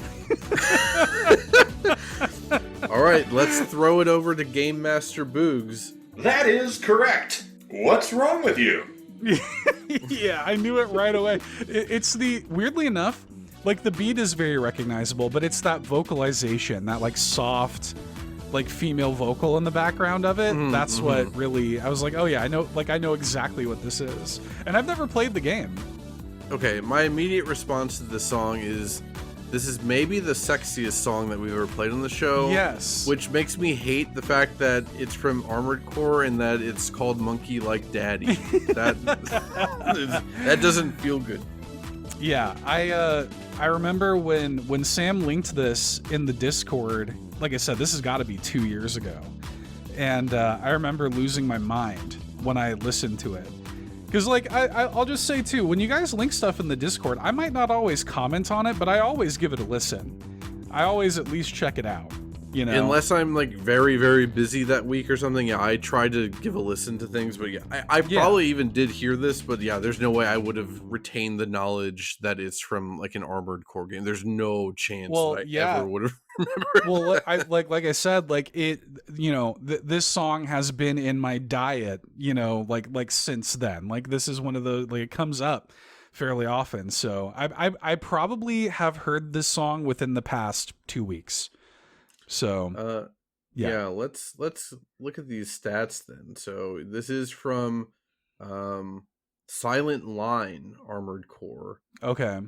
And then, yeah, Monkey Likes Daddy is the title, composed by Kota Hoshino. And then he does have a note here. I've shared a number of tracks from the Armored Core series in the past because it has a very distinctive sound that fits the aesthetic of the games well, even if they aren't the sort of thing I'd usually listen to. Composer Kota Hoshino is From Software's main composer, more or less, and the sound team releases records as the band Frequency, and so the F and the Q are both capitalized there. Covering music from the games as well as some original songs, but really what stands out to me is that Armored Core tracks have the most random titles. Some other highlights: Boiled Down Aphid, Hoggishness, Whiz Drop, Whiz Drop Nutty, Morning Lemon Tea, and Milk. I remember Milk. I think Milk is also in my playlist. Yeah. Monkey Likes Daddy. Yeah, that's, and that song title is familiar too. That tells me that I probably did click on this whenever he posted it, because I can't imagine I would have heard it in another. I've never played a single Armored Core game. I did want to play that. I wanted to play that new one, the Fires of Rubicon or whatever. I just haven't gotten around to it. But I will say that song was good to the point where I'm like, yeah, that makes me even more interested in trying to give one of these games a shot. Yeah, they're all like every piece of music that I've heard from Armored Core has all been because of Sam, and they've all been like, the vibe of them is all very cool. Like, it's got, like, they all have a cool vibe like that. Yeah. So wow, that is the first one that I felt 100% confident about this entire episode. So, okay, I'll take it. I'm glad I had at least one of those in this. Yeah, it turns out I was actually the main villain of the episode, not the listeners. Yeah, you were the villain. People. Yeah. I mean, Flightsy did play us Wind from Kirby, so. Yeah, but I feel like you still did better with that than most of the songs I played for you. So I'm the problem one, but it's fine. I got what I deserved. I got buried in the dirt. I am awarding Seth approximately 1,000 points for getting a perfect score on that last one on Monkey Likes Daddy. Seems appropriate to award all the points. Yeah. In that case. Phew! What a nail-biter, folks! But the scores have been tallied, and our winner of the coveted unending pretend respect of all their peers, Seth! Thank you for tuning into this thrilling episode of Name That Tuneski! I'm going to shoot it over to our contestants for any last-minute plugs. That has been basically the episode. That was super fun. Yeah, that was a lot of fun. I will say, I haven't even edited the episode yet, and it did take a lot more work to put together than I was expecting, and we'll have to see how the post edit goes. But yeah, that was a lot of fun, and I would totally be down to do that again sometime in the future. Yeah, that was super fun. Thanks again to everybody for for engaging with it, for following the rules of it, for sending in genuinely really cool music. Like, they're I didn't listen to these and be like, ew. Right. What are you guys playing on my show? Yeah, exactly. That was always like my big concern with doing this in like a wider fashion. It's like, oh, we're inviting the peasants to send in some slop, but no, dude, these were awesome. Like, like Seth said, great. A lot of these are going to go onto like my personal video game music playlist for sure. Totally. Yeah, no, I'm excited to go back through like the credits of this and like really dig into more of these. Very cool, man. This was fun. And thanks again to Fulia for suggesting this forever ago. Yeah, it was great. Yeah. Also, I want to give a shout out to Game Master Boogs, who, if it wasn't obvious, I just had him record a bunch of lines ahead of time. He's not actually hosting the game with us. I doubt that I accomplished the illusion of making it seem that way anyway, but in case it wasn't clear, thank you, Boogs. Thanks, Boogs. For sending all those lines over, recording them while you're in Canada. That was a big help. What's wrong with you? Very, very good. Well, since we are thanking people anyways, should I go ahead and thank our patrons? Yes. What do you think? Okay. Thank you so much to our patrons over there, patreon.com/allinmedia. Thank you to our Triforce tier supporters, Adam Caparello, Bowza, Quagmire, Dan and Luma, Danielina Hosa, SAZ, Foolish Fuji, John Cummins, Josh Vaughn, Ligerwoods330, and Uncle Randy. And thank you so much to our Golden Banana tier patrons, Big Dogs Only, Bill Tucker, Gamer Jason, Hopple, John32, Liam D, Old Drake, Phelan Ward, Rob Yapel, Shy Guy, thank you Shy Guy, Sean Ashton, Sparky, and Steven Keller. We really appreciate y'all. Head on over to Patreon. Like I said, you get early access to the show. You get a bunch of other exclusive perks like exclusive mini episodes of the show and a whole lot more. So thanks so much. Get a 7-day free trial to the Golden Banana tier as well if you want to just check it out and see what the fuss is about. And yeah, we really appreciate you guys for the love and support on Patreon. Yeah, it is very, very truly appreciated. No haikus or anything. Yeah. There's a part of me that still wanted to get YouTube comments for songs that we played. I'm very glad I decided against that now. Yeah. So it probably would have been fun. I want to know what people are saying about Monkey Likes Daddy and Is It Domingo today. The people must be heard. Maybe that'd be a fun thing to do as like a bonus on something else. I don't know. Yeah. But yeah, speaking of the future, again, this was the season finale of Bit Harmony. We are on a break through to the end of November, basically. Our next full episode should be on November 30th, and we have not picked what we're doing that episode on yet. So come back then and find out what we're doing, I guess. Yeah, and we'll probably, if you join the Discord, we do have a free, friendly, and welcoming Discord community. We'll probably talk about it in there in case people want to get, voicemails in for it and stuff like that. So join the Discord. I'm sure we'll talk about it in there too. For sure. Otherwise, that is Bit Harmony signing off for a little extra longer than usual. Join us on November 30th. We'll see you then. Bye. Bye.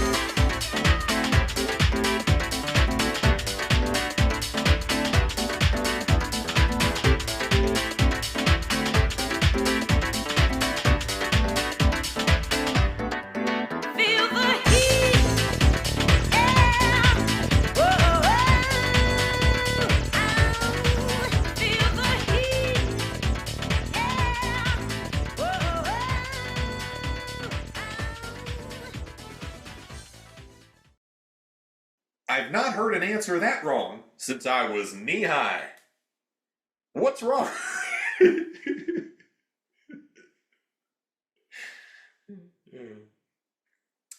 What's wrong with you?